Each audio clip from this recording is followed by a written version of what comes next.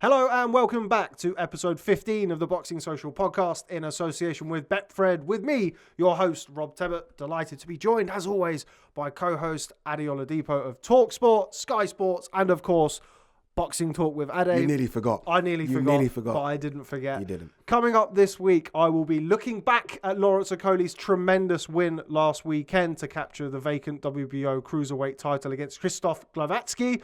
But before we get started, I was lucky enough to catch up with the new champion on Saturday night after his emphatic win. Here's what he had to say. The new WBO Cruiserweight champion of the world, Lawrence Okolie. Lawrence, how does that sound? That sounds good. That sounds good, I'll be real. Do you know what I mean? It's slowly, every time someone else says it, it's like, it sinks in a little bit more, so it's good. Talk to us about your performance. I think it's fair to say career best performance tonight. I have to obviously watch it back. I like the Glowacki one, that was nice. I like the Watkins one. But this one obviously was against the most experienced campaigner, but I was just happy to go on and get it done. A lot of sparring in preparation for this. Of course, it's been delayed, been put back, so you've had plenty of time to prepare. Was he trickier, more awkward than you expected? No, obviously, like I said, for me, southpaws is not really an issue in terms of like movement pattern and stuff like that because I'm so I don't want to say too much, but yeah, it's not a problem. Jab was on point tonight, something that I know you've worked on a lot in the gym with Shane. Did you feel it working straight away in there? Yeah, it's good, and also it's difficult to land a jab against a southpaw because you're battling lead hand position. But we worked on it and worked on the angles and stuff like that, and it was coming off. So that was Lawrence Okolie after his fantastic win over Krzysztof Glowacki. Britain has a new Cruiserweight champion. Coming up this week on episode 15 of the Boxing Social podcast, myself and Ade Oladipo will look back at that great night on Saturday night at Wembley Arena. We will look forward to the Rumble on the Rock featuring Dillian, Whyte and Alexander Povetkin's heavyweight grudge rematch, as well as reacting to the May 1st pay-per-view announcement of the headline by Derek Chisora and Joseph Parker. Along the way, we'll have opinions from boxing's biggest names, including Ricky the Hitman Hatton, whose son, Campbell Hatton, unbelievably makes his professional boxing debut on the Whyte Povetkin 2 undercard, as well as Kalle Sauerland reacting to Chris Eubank Jr.'s bout with Marcus Morrison, as well as Craig Spider Richards, who has been plucked for a WBA shot at the light heavyweight title against Dimitri Bivol. All that and more coming up this week on the Boxing Social podcast. But first of all, Ade, nice to see you, my friend. Nice to be back. How are you doing? I feel like a regular now. You are this a regular. Is my regular slot. You are a regular. You said number 15, and this is my third time, so that's pretty good. That's pretty good going. Yeah, and also like it's number 15 of the podcast, but the first three were done in they were done in our old office in Old Street, so it's kind of like episode 12 of the podcast even better 2.0. Even better odds. So you're like 25% of the new podcast. It's not bad. How many has Barry done? I know I'm jealous of your connection with Barry. Probably so. Do you know what? Barry on Saturday night, I hope he doesn't mind, forgives me for saying this. He was working as part of the Sky team. So he was working as like essentially a grip stage manager, helping with behind the scenes of the show and stuff like that, which was really good. It was nice to see him. Obviously, he was doing some technical stuff as well ahead of Whyte Povetkin. He's brilliant, man. Yeah. Like, I know I give him plenty of shit on Twitter. Oh, the love is real between you two. It really is. I have a lot of respect for Barry. Like, I kind of said to him about Chocolatito, but it could be any number of fighters. Like, over the years and over kind of like my teenage years and like coming into being a real hardcore boxing fan in kind of my late teens, early 20s. I used to watch like Barry till 5, 6 o'clock in the morning Box every Nation. weekend. Yeah, Box Nation with him, Bunce, Alex Steedman. So having him in here is really, really good. And like I really love speaking to him and picking his brain because he's so passionate about the sport and so knowledgeable. Yeah, like, he combines the both so well. Yeah, for somebody with brain damage, he's not too, too bad at putting his points across. He won't mind me saying that, or maybe he will. I'm sure I'll hear about it on Twitter if he doesn't. But yes, as I mentioned at the start, let's talk about this past weekend. Lawrence Okolie, the new WBO Cruiserweight champion. I thought he was fantastic. Yeah, punch perfect. Krzysztof Glowacki. The thing that impresses me most about him, especially anyone that takes that step up, and it was a step up, let's be honest, from what he's been fighting, is how calm he was. I thought this is a guy that might get a bit reckless, like go for that big right hand because we know he's got the big right hand, and try and throw it and be happy throwing it. But it was like calm, setting up with his jab.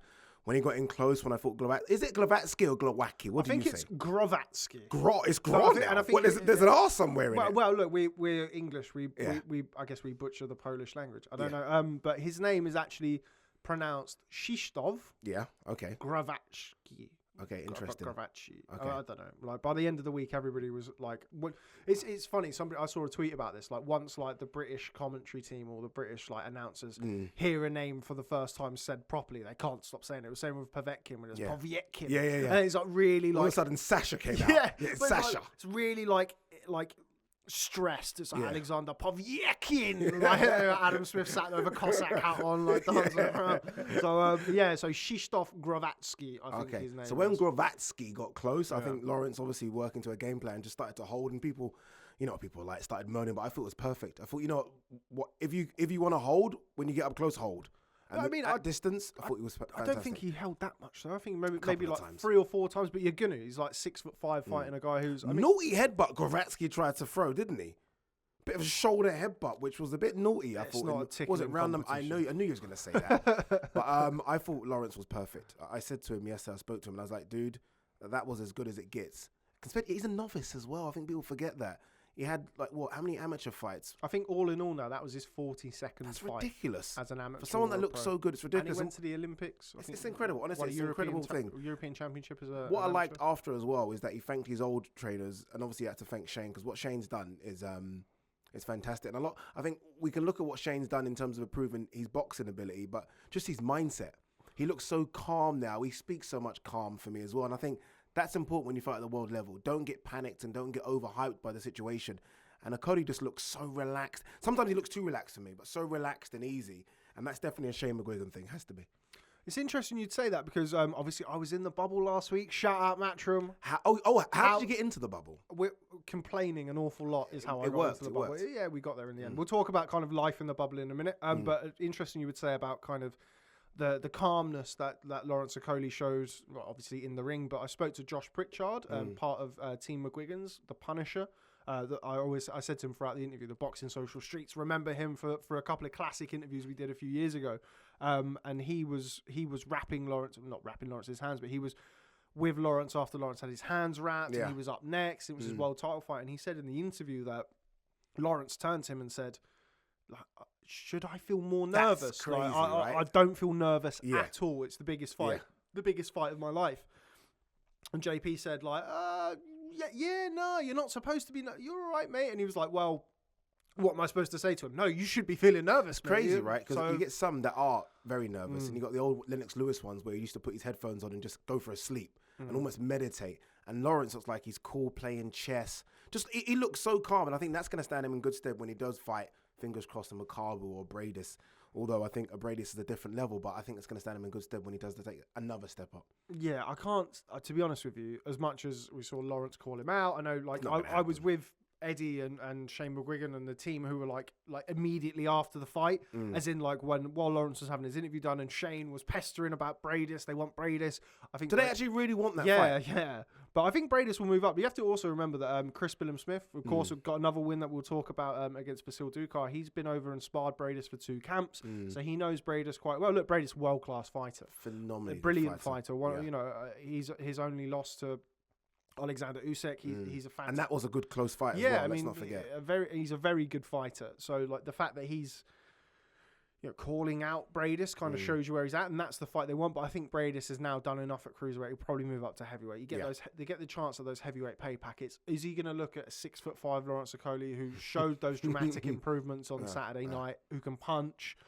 He's probably going to look at him and go, yeah, I think maybe I'll go up to heavy. Not to say that he's scared of Lawrence Okolie or anything like that, because he's a great fighter. And, at that level, you cannot be scared. But he gets not much from Lawrence. It's risk reward, isn't it? You can go up to heavyweight. I mean, he knocked out Manuel Char as a heavyweight previously. So, Manuel Char, I think, has a WBA something or other. So, you may maybe be able to go down some sort of route when you're up there. But I think Bradis has earned the right to probably move up and do what he decides to do. I'd love to see Okolie versus Bradis, but if we can't see that, Gulamarian's going to box Egorov, the Russian.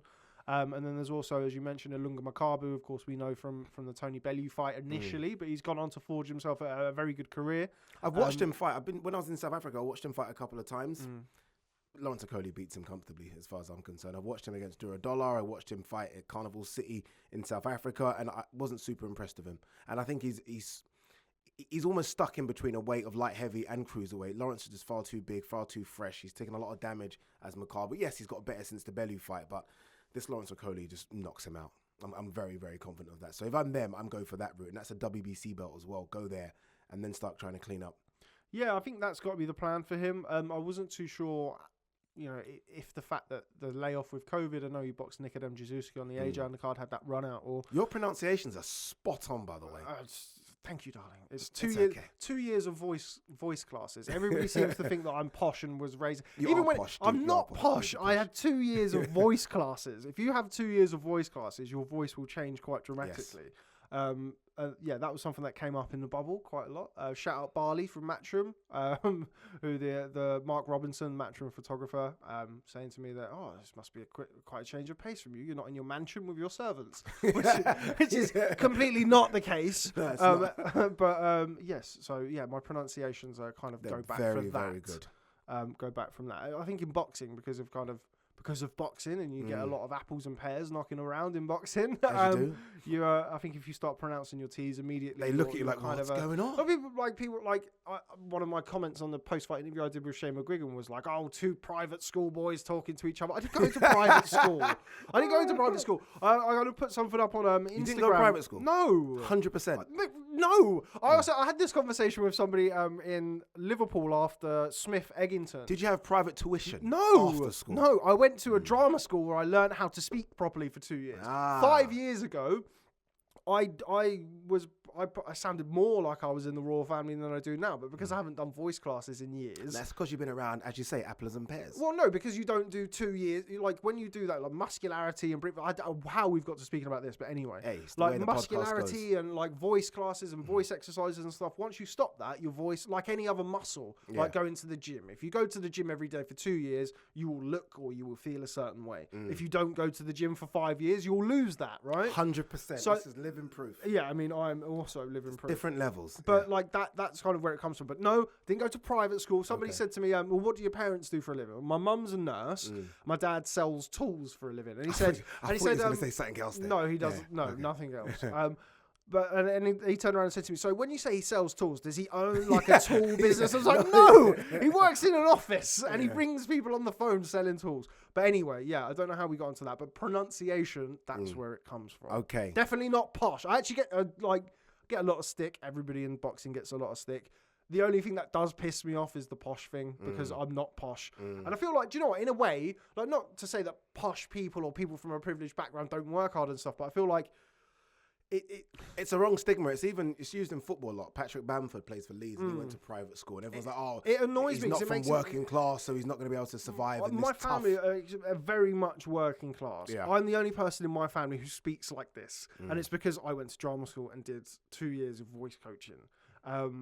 But yeah, any movies? Any nothing TV terrible. Series? You can Google me as my. I've seen your IMDb photo. I've seen that. Yeah. And like you will see how different I used to look before boxing corrupted me, as we were talking about the gym there.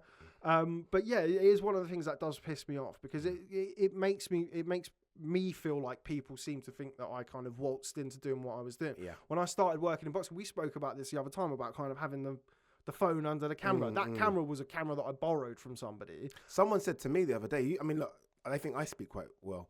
Someone said, Ade knows shit about boxing, but just speaks well. And I was like, thank you. I'll take the speaking well thing.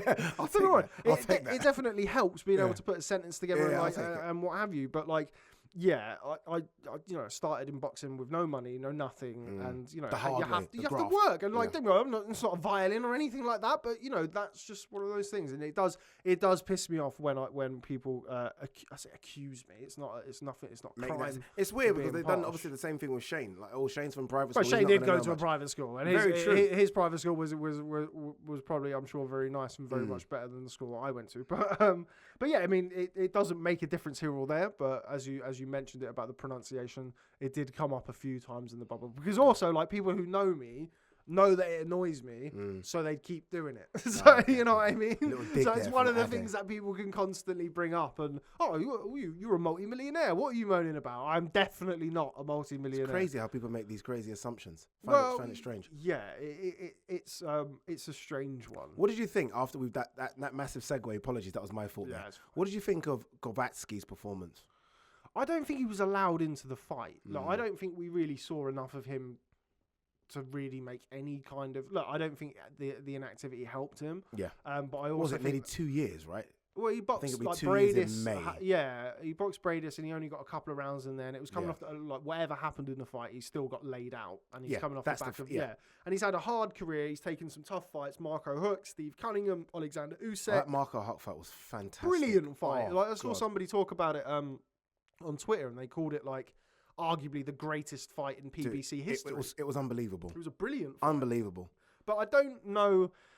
Look, it's easy after the fact to say, oh well, Glowacki was washed up. He was not the same. That's the narrative some people have been spinning. But I think the 6'5" fella in the other corner with the great jab and like feints, a mule. and the way that he improved and the way he set up that right hand from the early rounds, digging that right hook to the body. Beautiful. Like the only time he threw 2 straight right hands. The first one landed on the chest, the second one landed on the chin and knocked him spark out. It was beautiful. Knocked him spark out. Double jabbed as well. Honestly, it was he really was good excellent, man. Yeah. The improvements were clear to see. I mean, we saw them against Jazuski in the AJ Pulev undercard. Ngannou fight, I thought he looked good in Ngannou. Yeah, he looked, but even then, like he was again sort of like the style of Ngannou, very strong, come forward.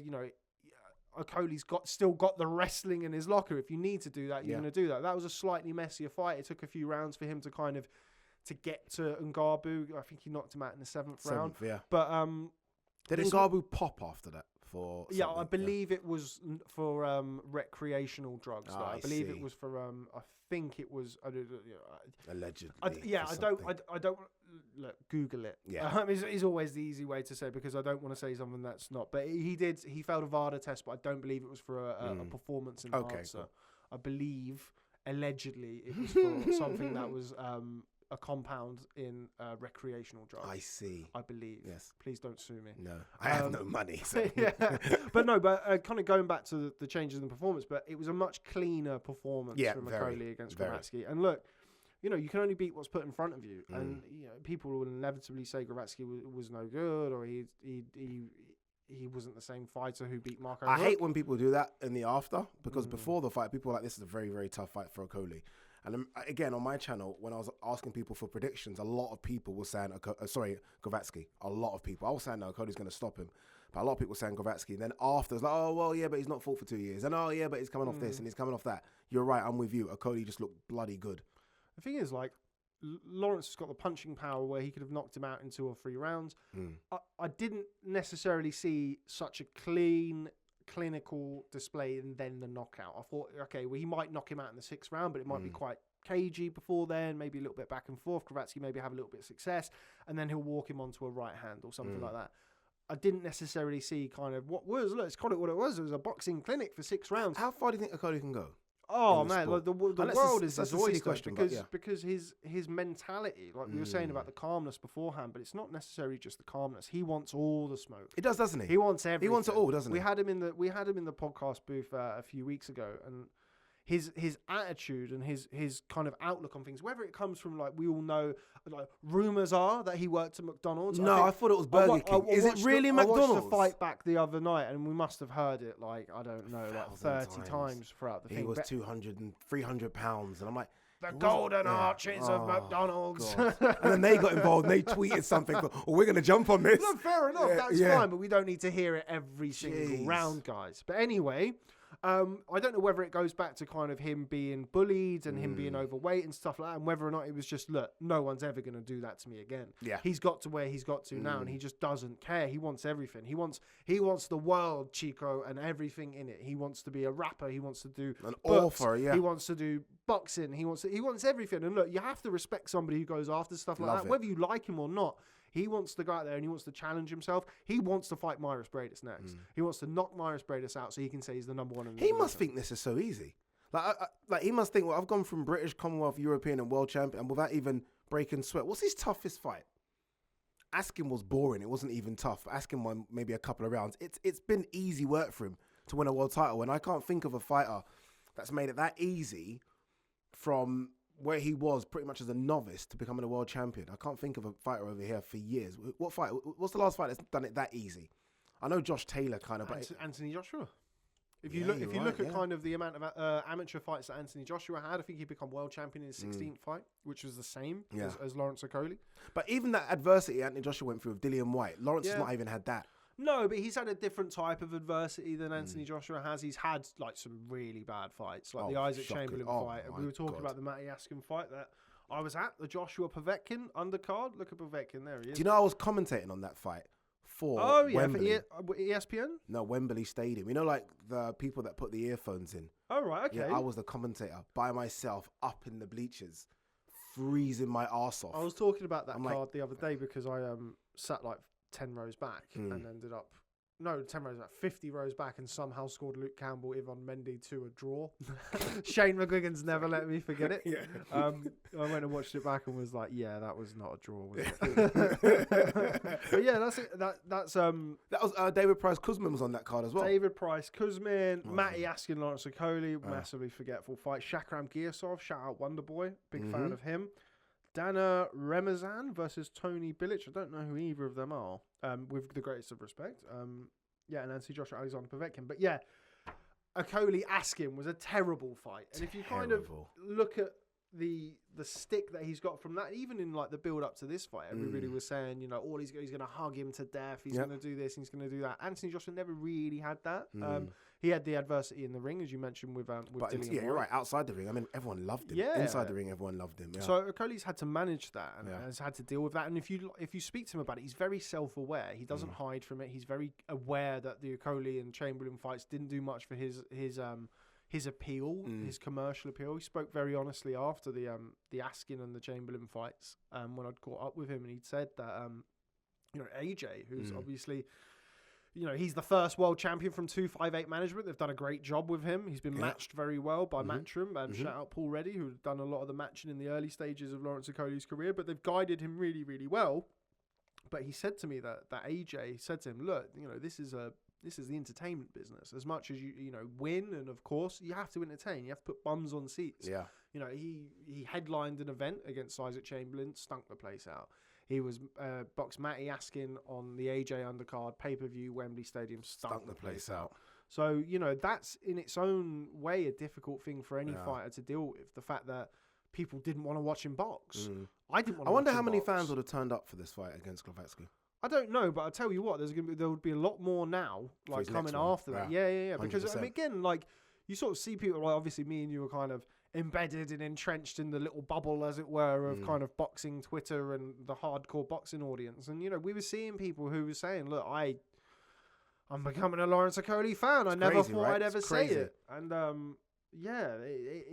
it's great for Lawrence that he's been able to do that, and testament to ultimately himself. Shane McGuigan going to be the first person to say, and Barry Jones is always saying that a trainer is only as good as the fighter. And credit to Lawrence, he's taken himself away. He was with Brian O'Shaughnessy initially, then he went to Barry Robinson afterwards. People forget that. That was quite bizarre looking back. I mean, I remember that fight where I can't remember who he was boxing. Was it Whyte Camacho? No. It wasn't that fight that I was talking about. Like I think he was with Barry when he was boxing Whyte Camacho. But I remember a fight where he come out and he was boxing Southpaw, and he was like, okay. Do you remember that? Yeah, okay. That was quite strange. Yeah, like looking back, that was quite strange. Who was that against? I can't remember. I think it was on the undercard of Charlie Edwards versus that Martinez. Moreno. Yeah, I think a defense that Charlie had topping the card a couple of years ago now, and I think it was on that card. It might not have been. And yeah, that was an interesting look. But credit to him. He's taken himself away from Brian O'Shaughnessy. He's taken himself to Barry Robinson. He went out and sparred Tyson Fury in preparation for the first Wilder fight. He's always... Everyone's talking about that fight, by the way, which is crazy. We'll come on to that. We'll get there. We'll come on to that. But yeah, he's taken himself away and challenged himself. He went to Shane McGuigan, and credit to him, because the developments have been huge. Yeah. Even the developments in his personality have been huge. Like you say, the confidence for him to even bring out a bloody song. Do you know what I mean? Whether or not people love or like the song, the confidence to do that. I love the growth in him. I really do. And I think that's what's going to take him a long, long way. I always think about, with the success he's had now, and like you say, the second world champion under 258, I always think of Buatsi. Because I think a lot of people would have thought Buatsi might have got a world champion or at least a world title shot before Lawrence Okolie. He's obviously gone away now to America. And I wonder if there's pressure on Buatsi to kind of speed up his development. Knowing Glowacki, I don't think he will ever. No, I don't think he cares. I think he's got that kind of laid back. I don't think. Yeah, he's very much of that mindset that he'll be focused on himself. Don't be wrong, he'll be massively happy for Lawrence Okolie. Motivated. Yeah, of course. I mean, he will see that as a huge motivation. I mean, I don't profess to be. I'm not best friends with Joshua Glowacki, but I know him well enough over a period of time to know that he'll be very, very inspired by that. And I think the move to Virgil Hunter for him, can't dally too much on this. We'll come back to it. The move from him to Virgil Hunter, I think, is a good one. I think I don't know if you watched the Sulaiman Sissoko performance on the Chocolatita Estrada on the card. Thought he looked very good. Yeah. Admittedly, not against a world level opponent, but still looked good against a heavy opponent who came in, I think, 12 pounds overweight and looked to survive. And again, the eye test, you could see a lot of things that he was doing that he'd clearly been working on in the gym. Virgil Hunter was, same with Tony Yoka for me as well. I know people gave a lot of stick for that performance. I thought Tony Yoka's got gears. I know we're segueing I think he's got lots of gears. I think he's got a lot of gears. Allegedly. Allegedly again. I think he's got other types of gears. Set me up for that one. I haven't been massively impressed with Tony Yoka, I have to say. But sticking with Sulaiman Sissoko, and then Sulaiman Sissoko and Joshua Glowacki knew each other from the same Olympics. They have quite a similar style. I think heavyweight's always kind of a different ball game when you're kind of getting up there, and also the emphasis on the knockout, the emphasis on being exciting is a lot more. I think at that weight, particularly when you're Olympic gold medalist, and you have had a ban for failing, well, not failing drugs, so for missing drug tests. Was it 3 or something? 3 drug tests he missed. So if you've had that period of time where you've been away from the ring, people are going to expect you to come and grab our attention for the right reason. And he hasn't done that yet. Yeah, I don't think he necessarily had. But anyway. Back to Glowacki Okolie. I think Glowacki would be very, very happy and be motivated by that. Yeah, for sure. Good division. That light heavyweight division's fantastic. Not what it used to be, in my opinion. They're aging. Yeah. I said straight after, Baturbiev is beatable. I don't think there's anyone to beat him right now. It's not going to be, for me, it's not a bivol. I don't think it's even going to be the win of Joe Smith versus Glasov. Craig Richards. We'll talk about that fight. But pause. No. But look, while we're on that, that's not me having to dig at Craig Richards. No. We got to talk about that because I think Craig Richards for taking the shot. I like Craig Richards. Got a lot. Big up Craig Richards for taking a shot. He's going to take the shot. If you offer the fight, you're going to take it. But I find it embarrassing that he's been offered the fight. If I'm Craig Richards and I'm Craig Richards' manager, you're fair, dudes. I'm going to take the fight. It's the biggest money that can be made for him right now. It's a world title shot. Why are you not going to? But there's no way Craig Richards should be in the ring with Dimitri Bivol. It's silly. Have I just jumped too far ahead here? Yeah, I'm sorry. I'm trying to look at what the schedule is. Usually we freestyle it, and now we've got a schedule. We're still freestyling. Professional. Yeah, wow, sort of. Wow. Anyway, back to Lawrence Okolie. I think there's a lot more to come from him. Like sometimes you interview a fighter after they win a world title, and that's it. They've reached the mountaintop, so to speak, and you can tell, and it emanates from them, and this kind of. I've done it finally after all of this time. Yeah. I've got to the top, and look, absolutely, that you can understand that for a lot of people. But some fighters, you'll speak to them, and it's very much a case of, okay, great world champion. I'm happy. What's next? He's literally just got his foot in the door. Now he wants to kick that door down. He wants more smoke, and for him as well, it's not just the cruiserweight division. Obviously, there's already talk about him going to heavy. There was talk of him going to heavy. One of the very first things Shane McGuigan said to me when I interviewed him.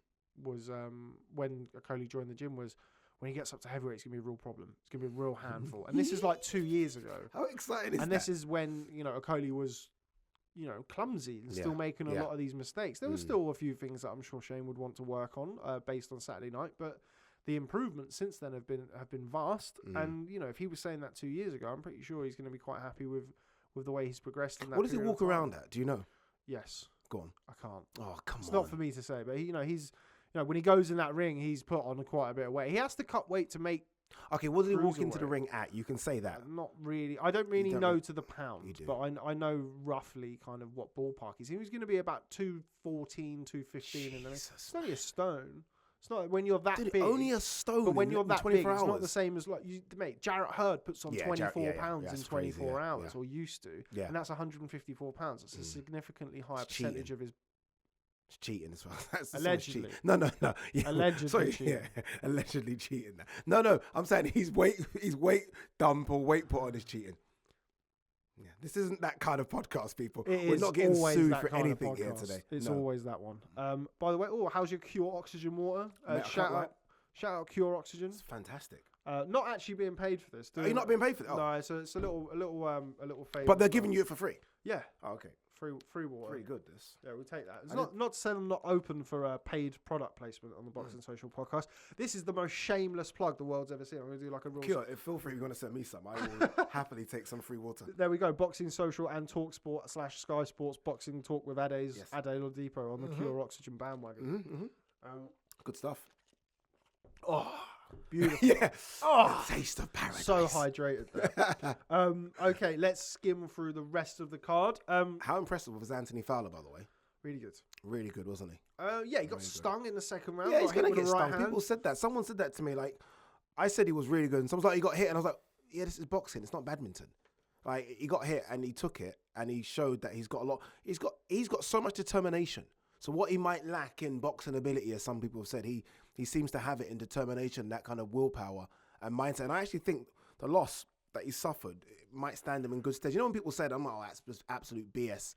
I think it will stand him in good stead. And I think improvements so far under Shane. Improvements are there.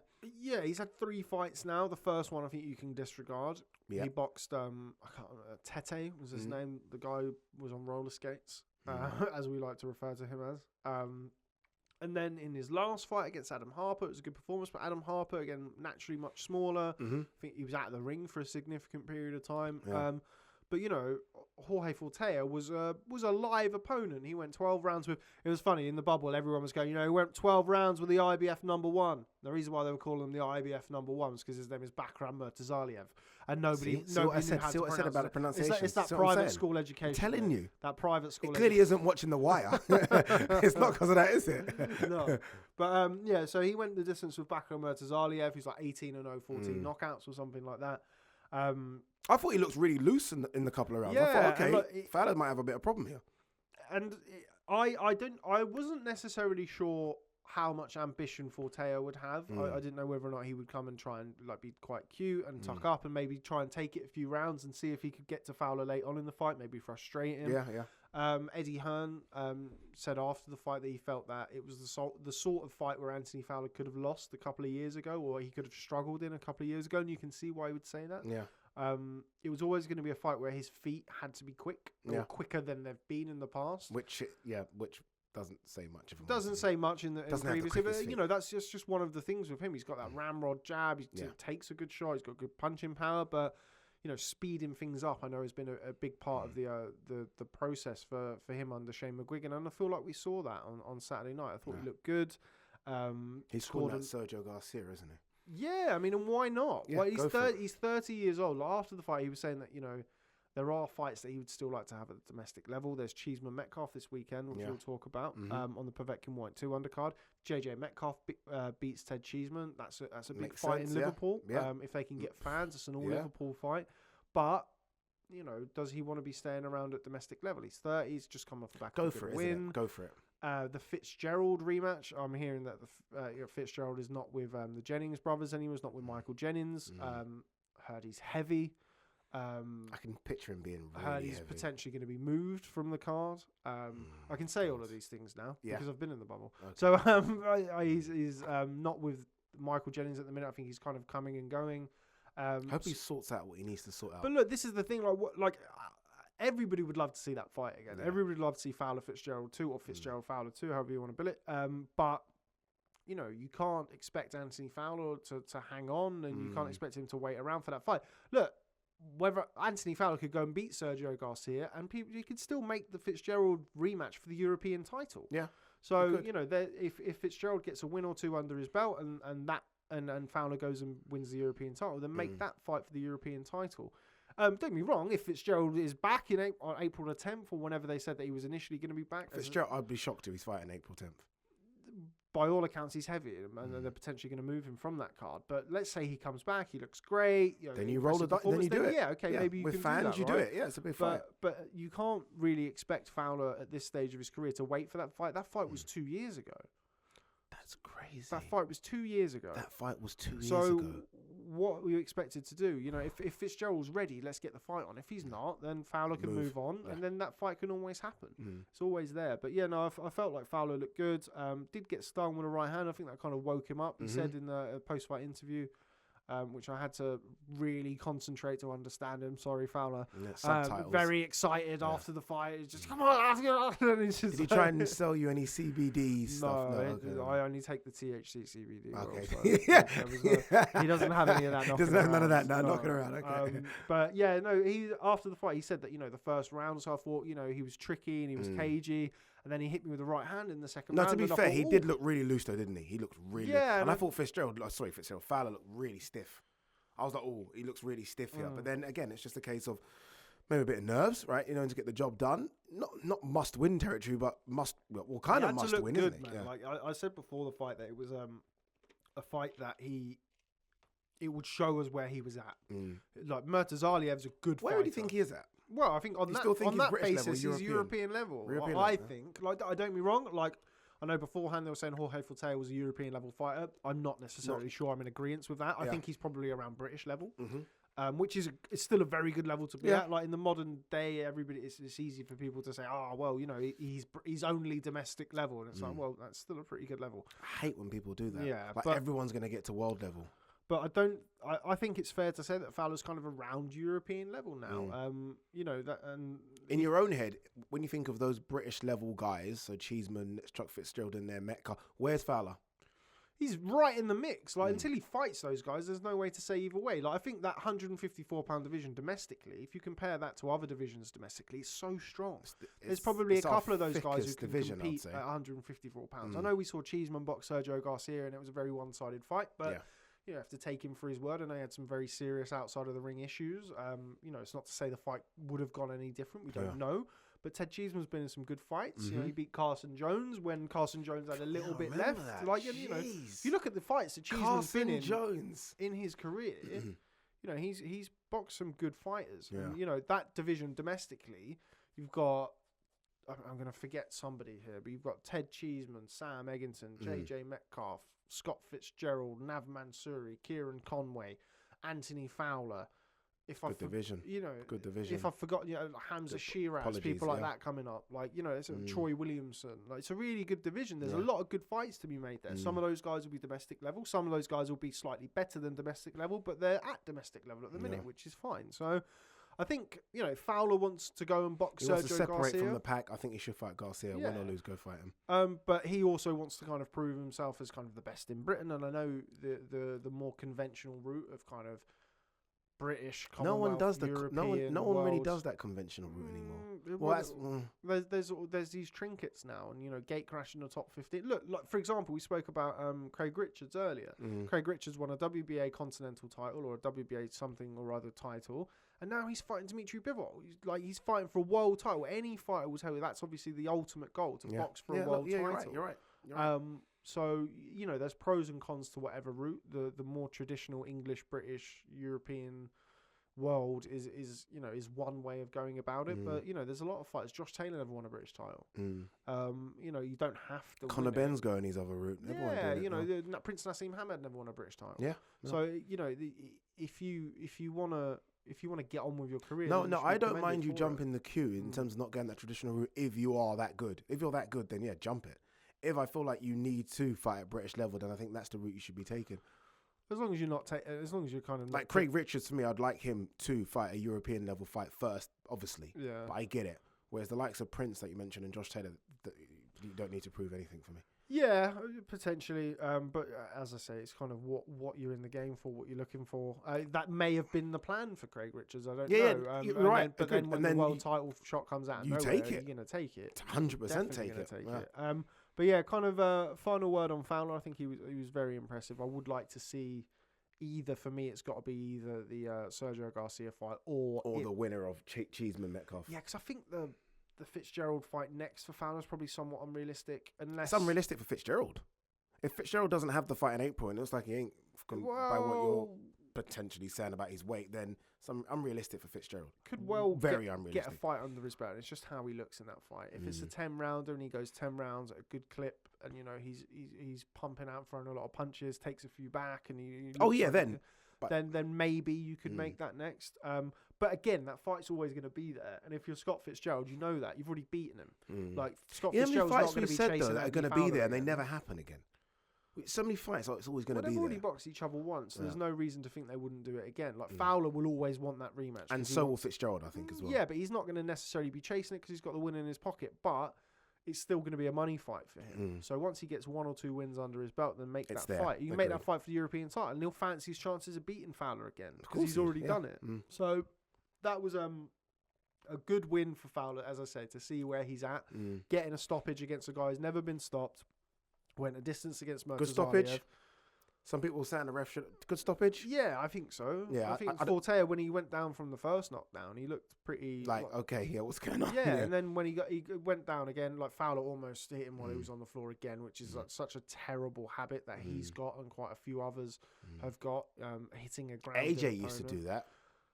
Who did he do it to? AJ did it to a couple of people. And I remember thinking, what are you doing now? It was a Kevin Johnson. Was it Kevin Johnson when the referees kind of got involved and he's had a couple more? Yeah. Tried to do it against Dillian Whyte and Dillian Whyte went nuts. Yeah, a different one at the end of the round, wasn't it? On the break. But I thought it was a good performance. I thought if he would have stopped him, I fancied that to go long. If he stopped him, I thought it was going to be kind of a more systematic breakdown, like down the stretch. But getting rid of him in 3 rounds is very, very impressive. And he punches very hard for 154 pounds. He looks really hard. Big as well. That jab is like a right hand. It looks solid. Does look solid. Not often very you see Carl people get Froch about dropped him.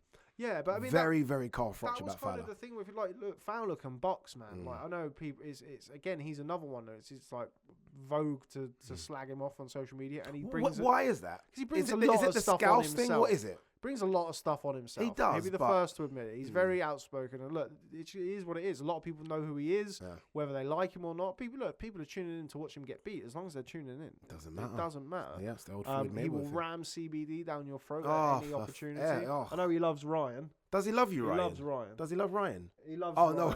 Mr. Fowler.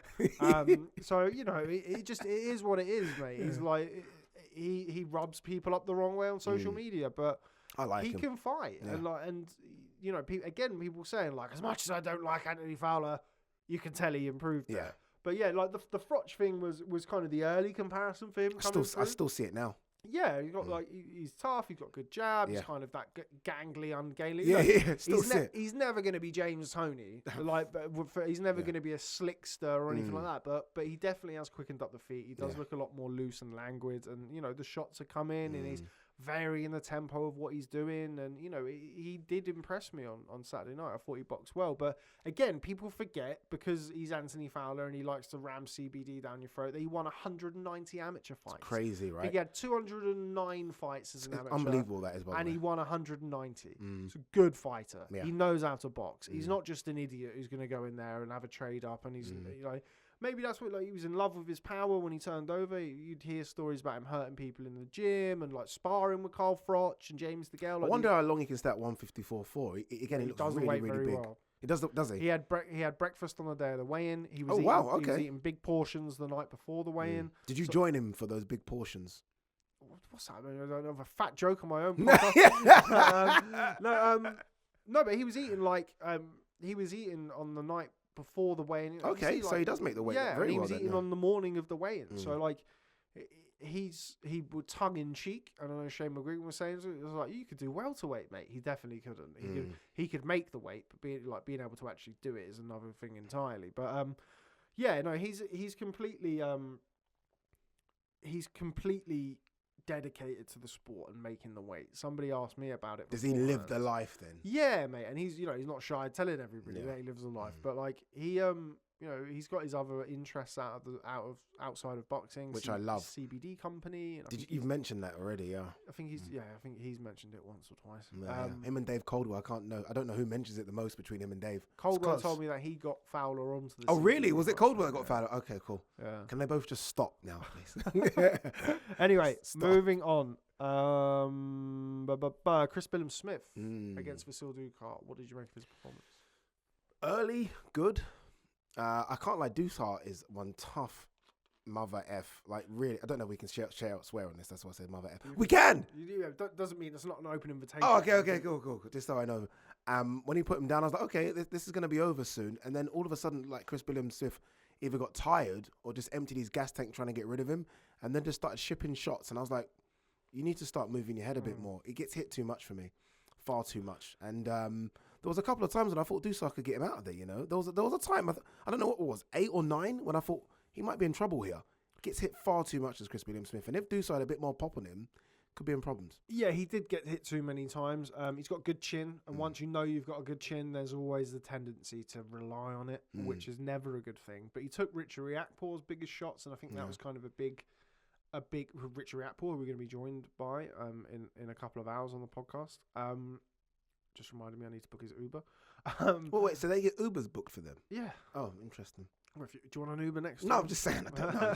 No, I'm just saying. Anyway, I didn't know they get booked. Ubers booked. I didn't know. But yeah, he did take too many shots in that fight, or more than you would like to see. Yeah. But look, Vasyl Ducar was a live dog, mate. Yeah. Before the fight, so I had two different very aggressive as well, by the way. Two different matchmakers rang me, right? One of them was Al Siesta. Brother, this Ducar, he's going to knock Chris Billam-Smith out, brother. I'm telling you 100%, he's going to knock him out, brother. That's pretty good. And I was thinking, oh shit! And then I got another phone call from a different matchmaker going, "Yeah, Chris Billam-Smith boxing Vasyl Ducar. Like Vasyl Ducar. This is an English. This is an English matchmaker. This was an English one. Okay, I won't tell you. I won't mention his name. Yeah. But yeah, Al was, oh brother. You know, when he gets on that vibe, it's always more scary in a Russian accent. So you know, it was a tough fight, and it was on a week and a half's notice. Like, Vasyl Ducar went the distance with Alexei Egorov, who's now going to fight Gulamarian for the WBA title. Yeah. Took everything Egorov threw at him, didn't go down, hurt Egorov in the fight. It must be demoralizing if you're Chris Billam-Smith when you do land your big shots, and Chris Billam-Smith can smack a bit, and the guy just keeps walking forward.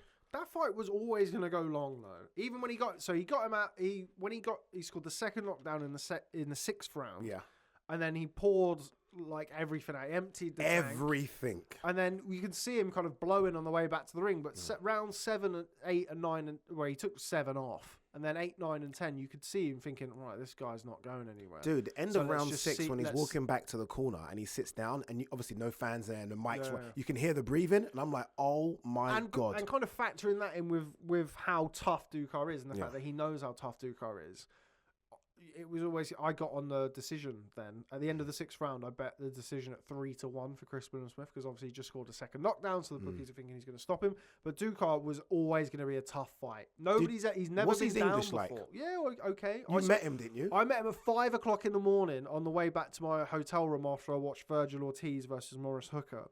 So I walked back and his eyes were like puffed up and swollen up and shutting by that time. And I walked past and I said, Vasyl, like, great performance. Like, you should come back over. We've got lots of cruiserweights over here. And he said, which is so true. Yeah. And he'd be a great test for. I mean, let me tell you now, he beats a lot of cruiserweights. He beats a lot of domestic cruiserweights. Yeah.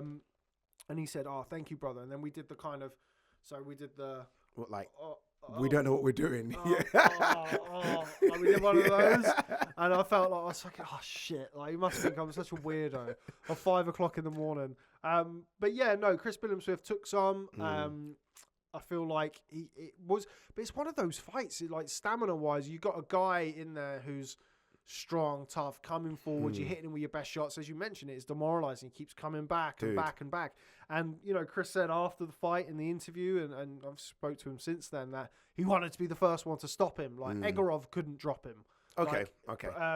So Pacer, who came over and knocked out Craig Glover on the Smith-Eggington undercard, ironically on the same night as Fowler Fitzgerald, he knocked him out in a round or 2 or something like that.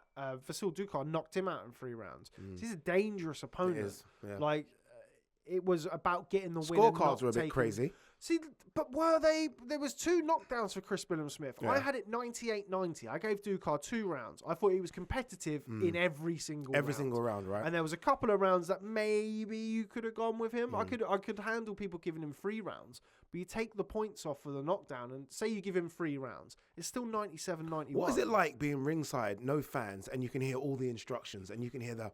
Well, when you're sat next to Barry McGuigan, you can't really hear anything apart from what Barry's shouting. Yeah. He's shouting and screaming throughout the whole fight for all of the McGuigan's gym fighters. But no, I mean, again, we're going to kind of talk about life in the bubble or watching stuff in the kind of COVID time. But yeah, it is a different vibe. It's sort of like when you turn up and, you know, watch boxing at 6 o'clock or 5:30. You go to the arena and watch the first cards. It's exactly like that, isn't it? Then but it's like that for the whole card. So, but yeah, you can hear the instructions and things a little bit more. More appreciation for the fighters when you hear the dig. Oh, you've been around it anyway. No, I wouldn't necessarily. I mean, I have an enormous. Because I think there are fans again when Chris Billam-Smith, like I said, walked back from the end of the 6th round and all that huffing and puffing. And I think there were fans at home saying, bloody hell, this is tough. And I'm like, well, you just realised it was tough? You thought boxing was easy? No, I mean, but obviously, we've watched plenty of boxing over the years and you know how difficult it is. But yeah, it's definitely different. Definitely different. But yeah, back to the fight. I think, there's definitely things Chris Billam-Smith needs to work on. Again, it was kind of a thing that I'd seen. Oh, he's only a domestic level fighter. Chris Billam-Smith, I think he had 44 amateur fights. I think he won 30 odd. Yeah. He had 1 knockout or 2 knockouts in that period of time.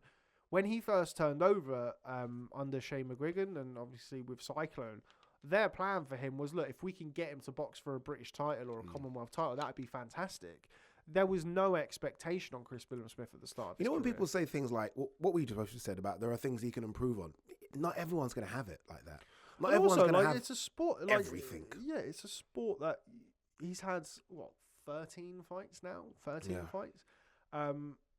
Everybody has things they need to work on. But yeah, Vasyl Ducar was always going to be a tough fight. And I'd love to see him over again. I think that's a great fight for Jack Massey. Yeah. I think that's a great fight for... I don't know if it is a great fight for Jack Massey. If I'm Jack Massey, I'm not taking that fight. No, but if you want to, if you want a good hard 10 rounds, know if you're good enough, that's your Brutal fight. hard 10 rounds, yeah. That's your fight, right? So I think Jack Massey's going to box for the British title whenever that situation is cleared up. Obviously, we still don't know what's going on with Dion Juma. What's going on with Isaac Chamberlain? He's a bridgerweight, so he's gone up to bridgerweight. He was listed in their recent rankings. That's so crazy, considering I thought it was a small cruiser. He is a small cruiser. Yeah. So I don't. What? I don't know. I think the bridgerweight division is. I think to say it's kind of in early days and early stages is a bit of an understatement. I think their top 10, top 15 was released a couple of months ago. I absolutely hate it. I don't. Why? Because I don't necessarily. Is it going to be across the board of all the sanctions? That's one thing. Don't get me wrong. That's why I hate it. It needs to be implemented across all divisions. Yeah. But I don't think it's the worst thing in the world. Like having a 224. Sometimes you're going to have a guy who's 210 pounds, 215 pounds. Yes, people will talk about Deontay Wilder. I put all of this stuff to Mauricio Sullivan. Yeah. Deontay Wilder, Mike Tyson only weighed in. I think Mike Tyson only weighed in over 224, which is the bridgerweight limit for 5 of his fights, and there were his last 5 fights where he just wasn't really as dedicated as he was previously. But not everybody's going to be a Deontay Wilder. Not everybody's going to be able to knock out guys 50, 60 I admit, pounds you are in the heavyweight division now is the land of the giants. I mean, these guys are not normal. In my opinion, I don't think that you can canvass a bridgerweight division based on fighter safety and then not do something about the jump between light heavy and cruiserweight. There needs to be a 185-pound division. People are not going to like the sound of that because it's another weight class and all these belts and blah blah blah. But there is. You go up from let's go from light middleweight 154 up to middleweight 6 pounds 160. Go to smaller weight classes. Dude. Then 8 pounds is 168 for super middleweight. 175 is 7 pounds, and then it's 25 pounds to cruiserweight.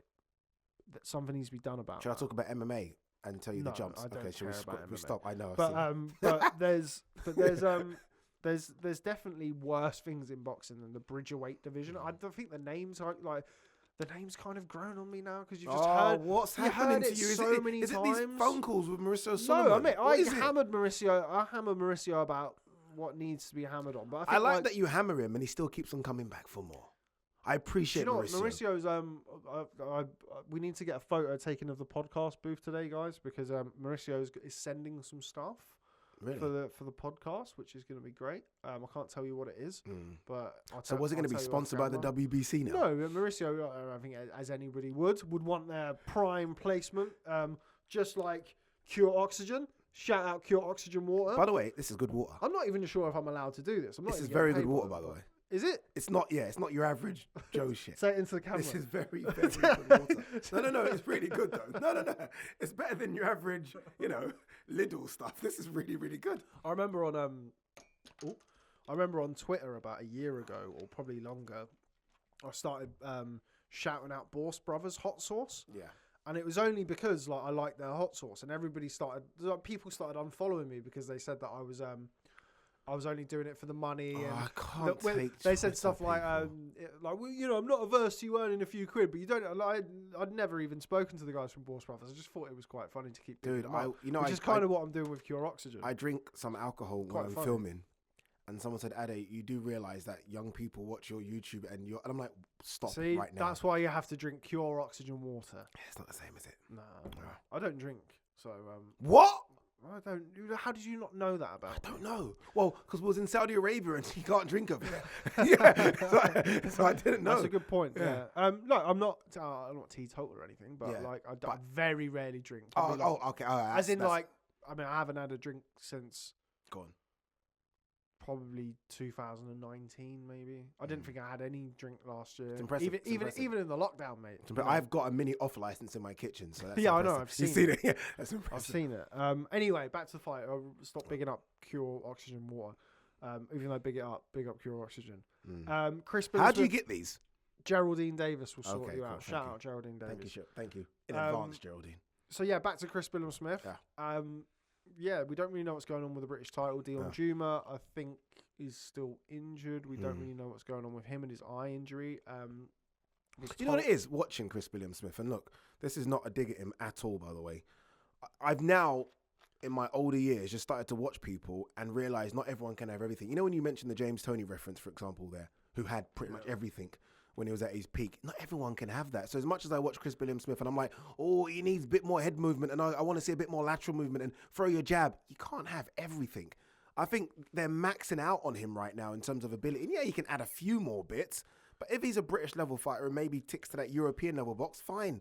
Good career. Not everyone's going to be a world level fighter. It's just not possible. Let me tell you something though, mate. If Vasil Ducar was over here, he had a couple of fights and was an A-side, he would knock out a lot of British cruiserweights. I have no doubt about that at all.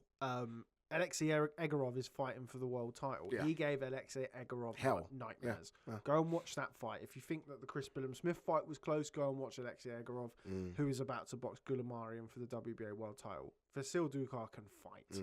Now, look, you know, it's not me making excuses for anybody. I think that there's definitely things that Chris Billam-Smith needs to work on based on that performance, but he did take the fight in a week and a half's notice. Yeah. A couple of weeks ago, he wasn't fighting. No, look, they didn't have an opponent, and the last type of bloke you want on a week and a half's notice is somebody who's hard. Dude, you don't want him on 2 months' notice. No, well, but you can prepare for somebody like that. The plan going into the fight and the discussion going into the fight, we were going to outbox him. We know it's going to be hard in some stages. And look, I think he made the fight more difficult. You have got to dent him so early, so quickly. He dented him in the fourth, and then he kept on coming. And he kept coming. Dude, I can't believe he got up from the 6th round. I can't believe he got up from the second knockdown. And then the onslaught that followed afterwards, and he was still in there. I can't believe it. So that's just one of those things. And it's tough, man. You don't want too many of those if you're Chris Billam-Smith. You don't want too many of those. You don't want to waste and put unnecessary miles on the clock at that level. Yeah. But he got the win. At this moment in time with the pandemic, he got paid. You know, if you're a fighter at the minute, you need to get out. Yeah. If he did it, mate, he boxed 2 rounds since November 2019. Oh. He boxed 2 rounds against Nathan Fawley. Very similar to Chris Eubank Jr. Yeah, we'll come on to that in a bit. Against Nathan Fawley, he boxed 2 rounds at Fight Camp. And that's it. And Nathan Fawley's a light heavyweight. Respect to him. You know, Chris Billam-Smith dominated that fight. It was a bit of a mismatch. So getting those 10 hard rounds under his belt, now we can move on. It doesn't look like the British title was going to be next for him because he wasn't mandatory for it. Dillian Juma was. And he was kind of the opponent to box him. So, and again, it's a similar situation with Anthony Fowler. If you're Chris Billam-Smith, what are you going to do? You're going to wait around for what? Like the board? No. You wait. You get one of those international belts if you can. He's going to. He's got one. They won the WBA Continental Super Duper whatever Mickey Mouse title on Saturday night. The first one to tell him. Like he said to me. He said to me after the fight. What do you call it? Super Duper. Whatever it is. Whatever it is. It's a belt that doesn't really mean anything. Well, it means something in terms of rankings. Yeah. It does. But in the grand scheme of things, I don't. You know. But I'm not a fan of them either. Anyway, he said after the fight, he said because he's like big George Groves fanboy, like over the years, like he has the same tracksuits as George Groves and all sorts of stuff like that. I'm really like shaming him up here. And he said to me, "Do I look like George Groves?" And I said, "No, because George Groves was a world title." Ouch. But obviously he was obviously joking. But so I think the fight to make next is the Tommy McCarthy fight for the European title. Again, in an ideal world, he boxed for the British title, but it doesn't look as though that's going to happen, or you're going to take have the to wait Tommy around McCarthy fight and then. take the Tommy McCarthy fight. Take it. it down to Bournemouth. He wants to do a big show in Bournemouth. Tommy McCarthy. When was the last big boxing show in Bournemouth? Not since Freddie Mills was boxing. So like in the 1940s Jeez. and 50s. Let's open up a new market. Let's go. Yeah, I mean, it was fantastic. Lovely part of the world as well. Down those necks of the woods. A lot of good fighters down there. Not just in the Bournemouth area, but there's Southampton, there's Portsmouth, there's a lot of good fighters that are coming through around there. So doing a show down there, Eddie loves to go and build like new fan bases or new bases for boxing. So Hasn't done that for a while. well, Obviously, no, even before the pandemic. But I think there was plans to do it around this time last year, around kind of March time last year, to take a show down to Bournemouth. But unfortunately, it didn't happen. But now the opportunity is there for that to happen. And, I think Chris Billam-Smith versus Tommy McCarthy is a good fight. It's a well-matched fight. Stylistically, it's a fight that works, kind of both of them. And I think that's a good fight. I'd like to see that next. No, let's hope. Let's hope it happens next. But yeah, it was a punishing fight, so it needs a lot of rest. But let's hope it happens next. Yeah, I mean, you don't want too many more of those. Dude, but I don't necessarily, I don't necessarily think it will take too much out of him, but it was a fight that you could Why you don't think that? Dude, that was a punishing. I don't think it was that grueling. I don't think it had there was a few rounds. Have you watched it back? Some stick. Yeah. Okay. Yeah, I watched the card back. You watched the whole card. How does your missus? How do you get away with this? I don't know. She goes to sleep early. You get away. Wait, so you can go into the bubble, then you come back. Let's watch. Babe, we're gonna watch the whole fight card back. So when I came out of the bubble on Sunday, and bear in mind I was up watching Ortiz hooker. So then I got up at about 9:30 after getting to bed at about 5:30. Got home, rushed home, fell asleep, and then fell asleep, woke up, jumped on my laptop, and she was like, right, I'm going to bed. So that was it. And I ended up watching, so yeah, it was that night I watched it. I watched, I watched the Okolie fight, the Chris Billam-Smith fight, and I watched the Tebbutt fight that night. Didn't go back and watch the Fowler fight because I felt like I'd already kind of seen it. It was only 3 rounds. But yeah, no, look, yeah, it was a more difficult fight than you would like to see. But is it one that I think that's going to take anything out of him? No, I don't think so. Okay. Moving on with the rest of the card, we saw Ellie Scotney. I like Ellie Scotney. Missed the first couple of rounds of that because I was doing sometimes that's kind of the annoying thing. You do the interviews, you come back, you miss some of the fights. But so did I actually. I missed the first 2 rounds of that fight. What were you doing? Setting up my live. Oh, yeah, you were doing your live. You had a few viewers on that. I think at one time you had like 500 views. Yeah, in the end, it was like 18,000. 18,000? That's really good. Yeah, that's massive. Not bad. I was going to say, that 500 must have been right at the start. Yeah. That's really good. It really kind of grew and grew and grew and grew. I think a lot of people, they thought I was probably showing the real thing. Well, they get upset. And I'm like, well, stay though, don't they? Yeah, they have to stay, which is good. Entertain That's really them. good. It's not bad. We're going to start doing lives. I don't know why you haven't started doing it. I did think, though, as I was doing it, I was thinking, would this be pissing off Matchroom? Would they care that someone's doing a live watch along? Does that take eyes away from their product? No, because they still have to watch the fight, don't they? Yeah. The watch along is essentially auditory. Just almost in the background. Yeah. They're listening to you rather than watching you. Obviously, they'll watch your reactions to stuff on knockdowns and things like that. But no, like you're shining a light on their show. Yeah. If you're not doing it, there's 18,000 people who might not be engaging with Matchroom's content. There you go. So Matchroom do a lot of fantastic stuff in-house, but they still need people who are impartial and people who are on the outside who can do their own thing. 100%. People like yourself, people like us, and people like other independent outlets. Everybody would like to control all of the narrative all the time. That's just the way things are. But there has to be kind of room for people like yourself to go and do things that are, fans want to engage with. A lot of people don't want to listen to Sky commentary. You get a lot of tweets about it. We do. Like, it's just the facts. It's not me having to go at anybody. As bad as I listen to it when I'm watching to it. Yeah, DAZN's commentary is awful. It's the worst, isn't it? And I've said about it before. So I can't remember what show. We're going massively off topic here. Doesn't matter. We control this narrative. One of the we control this narrative. This is ours. This is our narrative. This is ours. But we went back a few shows ago, and it was the worst commentary I've ever heard. Oh no, okay, you're talking about Chocolatito Estrada. No. It was that before was then. shocking. It was. I think it was the Ryan Garcia, Luke Campbell show. It was the worst commentary I'd ever heard. I'm shocked they've not changed it. It all started. Wasn't Sugar Ray Leonard part of it from the get go? Yeah, Sugar Ray Leonard was part of it. Can't really remember what it was initially. I Nor can know I. Joe Markowski and DAZN they put out like a or like, what would you like us? And then fair play to them for doing it because they know they get all the tweets. They're not stupid. Like all of the people who run their socials and stuff, They see must them see getting when people absolutely complain, caned on the night. But they put out like, what would you like us to do? And everyone's like, change the commentary. And Isn't like, Andy we've listened, Clark we're doing gonna it from this change side and Chris Lloyd? It depends. I think they kind of do it on a Ad hoc kind of basis. yeah, but I know Chris was doing some build-up stuff, like some technical breakdowns with Darren Barker. It's quite good, that. I like Andy Clark's commentary. I think it's great. I think he stays on topic. He breaks down what we're seeing in the ring.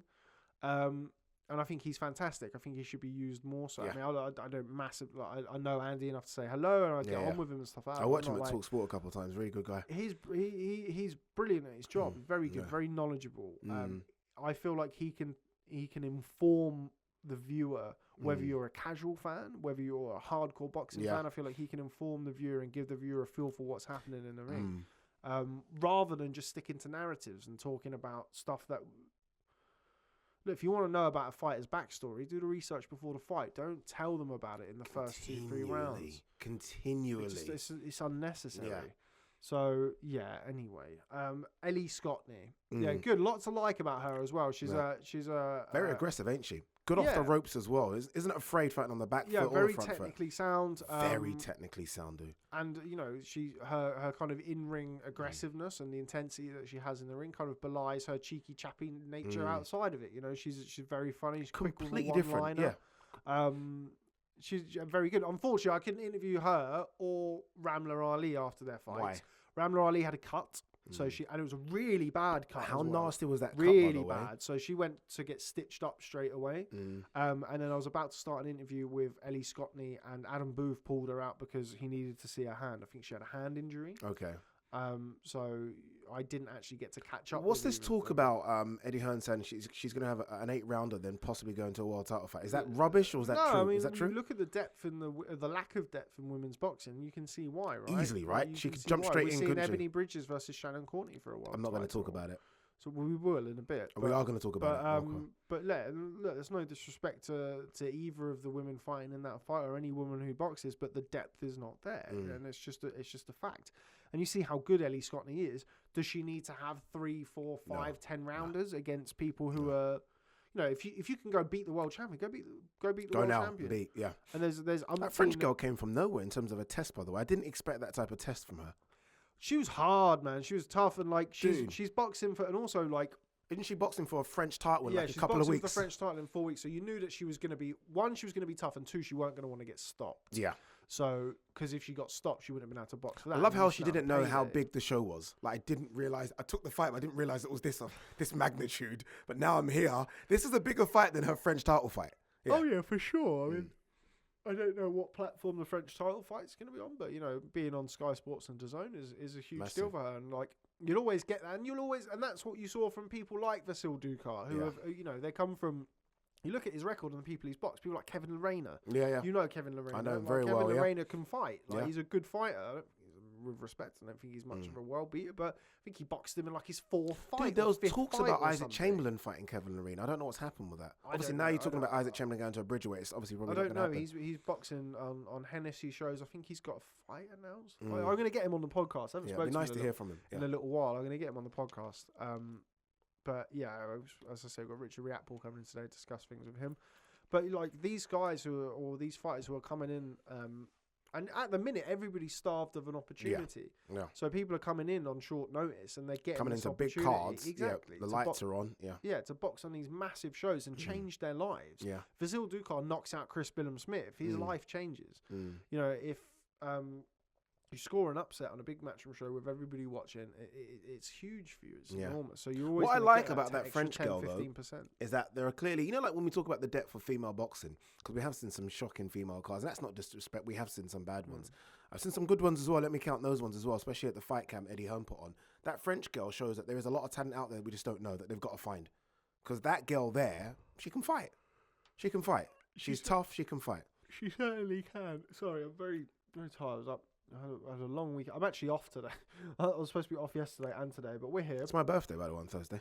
I thought it was going to be your birthday today. That's birthday on Thursday. Why, that's not relevant. It's Tuesday today. Yeah, I just thought I'd tell you.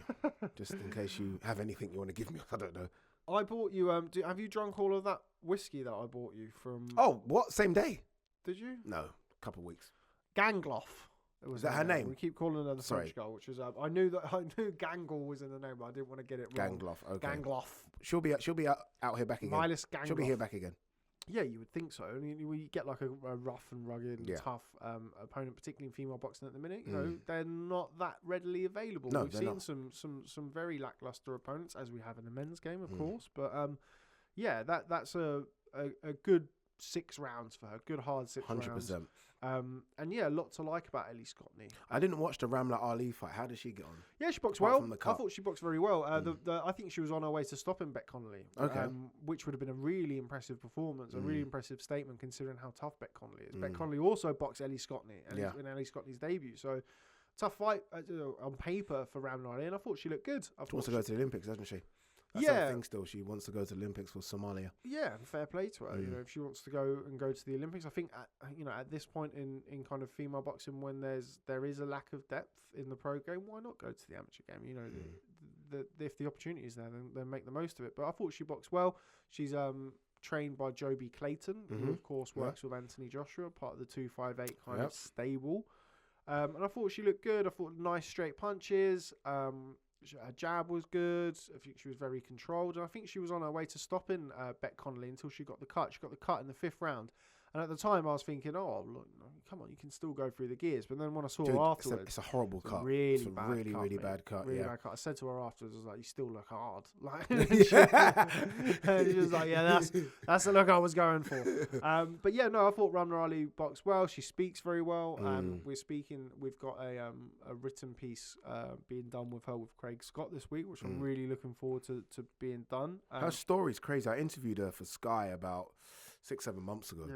And her background story is a crazy one. Like how she got into the country and everything she's been doing and trying to fight for GB, then going to fight for Somalia. And Somalia didn't have a boxing federation and they literally had to start one kind of. So it's a crazy story. So no doubt her and Craig Scott's piece will be amazing. Yeah, really looking forward to that. Before we wrap things up... What do you mean wrap things up? I'm here. We've got more to do. Not wrap things up. I'm talking about with stuff on the card. Okay. Let's talk about the fight that started the night on Facebook Live. I don't know if you would have seen it. Brad Ray versus Lee Cutler. Didn't see it. So 2 unbeaten middleweights. Brad Ray with a very impressive first round stoppage win over Lee Cutler. Lee Cutler, a friend and kind of, I think, amateur teammate or stablemate of Chris Billam-Smith from down in Bournemouth. Really, really impressive performance from Brad Ray. If you haven't seen it, I will take the lead on this one. Thank you, take the lead. And yeah, he came out, massive guy at the weight at middleweight. Brad Ray, I mean, he's huge, a huge height differential. Yeah. Lee Cutler came out, started moving his head, and I think that Brad Ray's punching power surprised him. He landed a couple of meaty jabs in the first 30 seconds. He landed a good left hook as well, which really got Lee Cutler's attention. And then went through the gears and got the stoppage. I think it was a really, really impressive performance. And it's... What does he take his record to now? I think he's like 11-0 or something. Let's have a look. That might be nonsense. Brad Ray is 10-0 now. Okay. So I thought it was 11-0. He's 10-0, but really good performance. Again, boxers out of Manchester. Ricky Hatton, part of his training team, and he looked really, really good. Really impressive. Took his opportunity when it was there. He was, again, we'll talk about it with kind of life in the bubble. When you give fighters an excuse or a reason sometimes to keep themselves to themselves, sometimes they'll take that depending on who the fighter is and what they want to do. He did that. I didn't really see him all week. Like he was very much his own. I kind of made a joke of it. I'm so interested in how I'm actually fascinated by how the bubble actually works. We'll talk about it in a minute.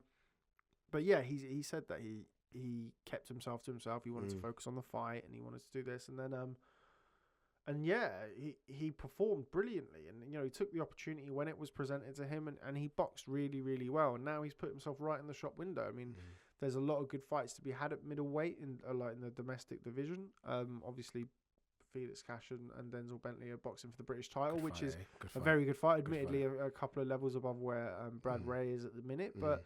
There's a lot of good guys out there for him to test himself again. You've got Kevin Agyarko. I think he's a very good fighter, very talented, coming through the ranks at middleweight. So, yeah, good win for him. And, it's about taking those opportunities on these cards and impressing. And Brad Ray really did that.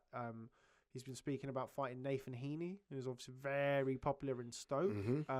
Stoke, a part of the world where I lived for a very brief period of time. And he wants happy you moved? Yeah. Yeah. I was at uni there, so Okay. I went to university there. But I didn't last Lovely the part distance. Yeah, it's not UK. great. It's not great. I was No disrespect to anyone from Stoke. well, you know, but I was talking about it on Twitter, and people from Stoke were going, "Yeah, it's pretty grim." Like, okay, well, if you're saying it, then then that's okay. But yeah, I think that's pretty much it with regards to the show this past weekend. I knew there was somebody we forgot. Joe Cordina. We did fight. You know what it is? We forgot about Joe Cordina, and I forgot how long Joe Cordina had been out of the ring. Yeah. Because I was a bit critical. I was like, well, Joe Cordina, need to see a bit more. And someone was like, well, Ade, you do realise he's been at the ring for like X amount of months. And I was like, okay, I get it. And he had a hand injury as well, not ideal. But, you know, you can only take it for what you see on the night. I didn't think it was his best performance by a long stretch of the imagination. No, it wasn't. And that's why I was a bit, I said that. And I was like, this doesn't look good for Joe Cordina. And I was very critical in my life. I was like, I could see where his levels are. And someone was like, Ade, for F's sake, bloody hell, you know he hasn't been out the ring for so long. He's a great fighter. He's very talented. Sorry. It's the fucking biggest show ever. Yeah, mate. Anyway. Can someone get him a black coffee? Oh, you've had one. I've had one already since we've been talking for over an hour. Have we? Yes. We've still got loads to talk about as well. But anyway, I think Joe Cordina is probably is kind of a bit of a forgotten man from those Olympians who have turned over. Yeah. For no fault of his own, he's not had the fights that he would have wanted. He started off his career getting a lot of fights, getting he was nice and active. But he's had a period of time away from the ring. He's come down from lightweight to super featherweight, which I think is a good move. By all accounts, he's still looks big at the weight, doesn't he? Very strong. Very strong at super featherweight. Much stronger, much more physically imposing at light than he was at lightweight. But been out of the ring for a period of time. Farouk Korbanov came and had a real go. I think the scorecards were slightly too close considering what was in the ring. The way the scorecards were, there was a draw on one card and he won 96-95 on if you just saw the lost scorecards, one round, he'd have lost the fight. And that's crazy, right? Because that's not how I saw the fight. No. I felt like he was a clear winner of the fight, but I did think that there was a lot of stuff that he What needs next to for him, do you think? I think he needs another similar... Something's not... I wouldn't go that high, you know? No, I think like he wants to go on with his career, man. Like, he won the fight. He shook off the ring rust. He got in there. There was no issues with the hand, which is obviously always going to be a part of your mind, a part of your thought process when you're coming off the back of an injury. So, around another 10-rounder, kind of an international opponent. He is somebody who is looking past British level, and he wants and rightly so. Yeah, and he wants to go. I mean, you've seen kind of.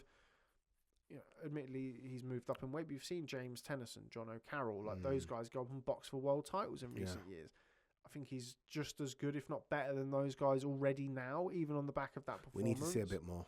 Yeah, no, of course, but I don't think he needs to go up and box for a world title now, but that's going to be his goal. He's not, he can be fast-tracked now, and he should be fast-tracked. For a couple of fights around that kind of level, 10-rounders, and then he'll be going in. But, I mean, at the minute, getting a 10-rounder and getting active is not the easiest thing in the world. If he can get 2 more fights in this year, then that's great. More likely, it's probably going to be 1 because that's just the way the world is at the minute. But yeah, I think a lot for him to work on. Another fight where I missed the first couple of rounds because I was out doing. That's why I forgot it here. Sorry, Joe. Sorry, Tony Sims. More like because I love. You're a busy man. I mean, you're busy in the bubble. Yeah, it's not easy. Yeah, well, the fight night is quite different, and like it's one of the things in the. To be fair, I used to kind of use it as my rationale, like me kind of.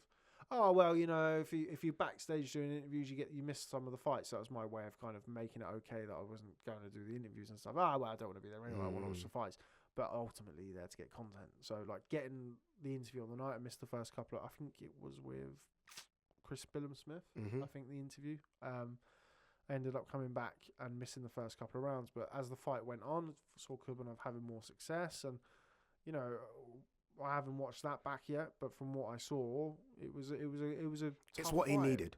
It's what he needed, and I don't think he took the punches. I can refer to Chris Billam-Smith and me not happy with the punches. Joe Cordina didn't take those type of punches, so it wasn't like that. No. Chris Billam-Smith took some pretty stiff-looking right hands. From Chris Billam-Smith took some whacks, dude. Yeah, but I mean, again, maybe because it's bigger guys, and I just like, as it's happening. Maybe. I don't know an awful lot about Farouk Korbanov. I have to say, I do know a fair bit about. Again, your pronunciations are so good. There we go, mate. Oh, sorry, it's so impressive. Okay, well, we've rambled on enough for Lawrence Okolie versus Krzysztof Krzysztof Glowacki. Glowacki. Yeah, I'm still working on that pronunciation. After the break, Ade Oladipo and I will be discussing life in the Matchroom Bubble. I was there last week after a period of absence from the bubble. I think the last one I was at was in November. Good to be back. Glowacki? Conor Ben, okay. But we will catch up with all of that after I've been to the toilet.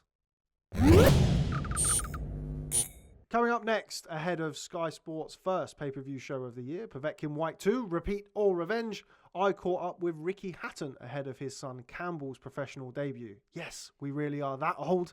All of those years ago, the bespectacled young lad is now making his own march into professional boxing. I caught up with the Hitman to discuss all things Campbell Hatton ahead of his debut. It makes me feel old, so I don't know how it makes you feel ahead of his debut next week, but you must be nervous, excited. What is it? Everything, the whole lot, yeah. Nervous, excited, I'm looking forward to it. He didn't need to go pro to make me proud of him. He was proud. I was proud of him the day he was born, but, Campbell, saying, oh, well, sorry, because, you're his dad, that's opened doors for him. Maybe there's a bit of truth to that, but I tend to think the opposite. I think he deserves a pat on the back. He's gone into the hardest game of all with a dad that, don't forgive me for saying, for a dad that achieved what I achieved. I think he deserves a pat on the back rather than saying, he's only getting these opportunities because of his dad. No, not at all. And at the end of the day, the similar thing was with our Matthew. Oh, Matthew's Ricky Hatton's brother. Matthew got his reputation off his own back. He won the European title, went the distance with Canelo. I couldn't help him with that. You know what I mean? He did that off his own back. And I think Campbell's got the ability and the right attitude and the same mentality that even though them people that are saying, well, he's only getting the opportunity because of his dad, no, they'll be eating the words in a few years. I think he's going to have a magnificent career, and I think he's going to do the family proud like I did. So that was Ricky the Hitman Hatton discussing Campbell's debut and, of course, Povetkin Whyte 2 this coming weekend. Ade, before we start talking about the main event, a fight that obviously I know you will be looking forward to as a huge boxing fan. Can't wait for it. Let's discuss Campbell Hatton.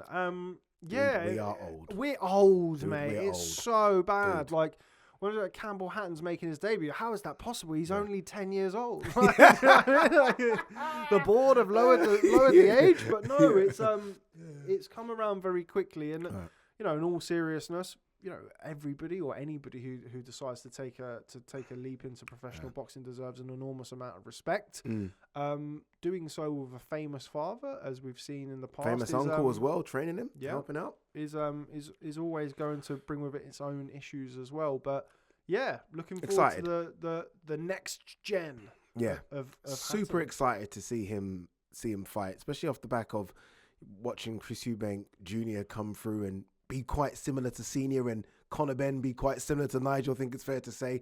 And seeing what we've seen so far of Campbell Hatton, you almost can see Ricky.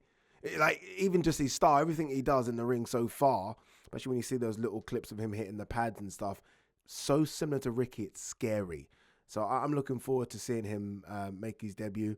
I think his opponent's only literally just been named, hasn't he? Do you know his name? I know you do. There was like a Jesus Ruiz or something, and I can't find him on BoxRec. Now, the Jesus Ruiz that I found on BoxRec is like 43-9 with like 30 knockouts or something. Surely that's not the right one. Yeah. Like, surely that. I'm going to check and see if it's been updated. Yeah. But like, it got announced yesterday, and I initially was going to put the James Toney when somebody put up his can't be that. Okay, so I'm getting word from Ryan, who is kind of like, I don't know what the guy's name is on the Joe Rogan podcast. What's the guy's name? From off. Oh. Okay, well ours is Ryan. And what's Ryan saying? Ryan's saying that his opponent is 0-10. But again, it was like initially it was like, that can't be the right guy. So apparently it's not the right guy. But look, I mean, his limited amateur background. Admittedly, he has been boxing for a number of years, so it's not, it's not like he's just coming in without any amateur experience at all, or kind of a handful of fights. He has boxed as an amateur to a good standard, and has boxed for a number of years. But it's obviously not. He might have a style that suits the program. A lot of people say that, I know, and it's just a way to say basically I didn't do very well as an amateur. I've got more of a pro style. Let's translate it, subtitle it. Didn't do well as an amateur, but I've got a pro style. I think Macaulay McGowan put out a funny tweet about that where he said I've got more of a pro style basically means you get hit a lot. But yeah, no, we don't really know.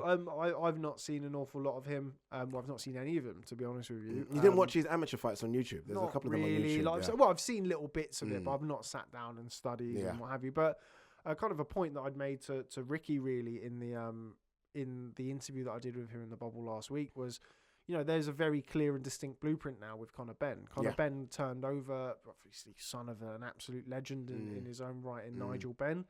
And he was matched carefully and matched properly. He had that Cedric Payno fight, which was a brutal fight and a massive learning fight early in his career.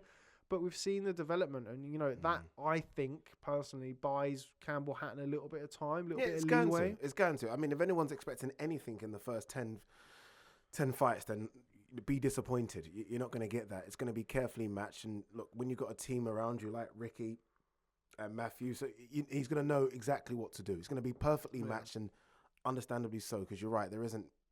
His amateur experience is very, very limited. But I'm excited. I'm excited to see what happens. Yeah, I think there's always a sense of intrigue. You go back through the years, and any fighter who's turned over with a famous father like Shane Mosley Jr., Chris Eubank Jr., Conor Benn, Marvis Frazier, he's Chavez Jr.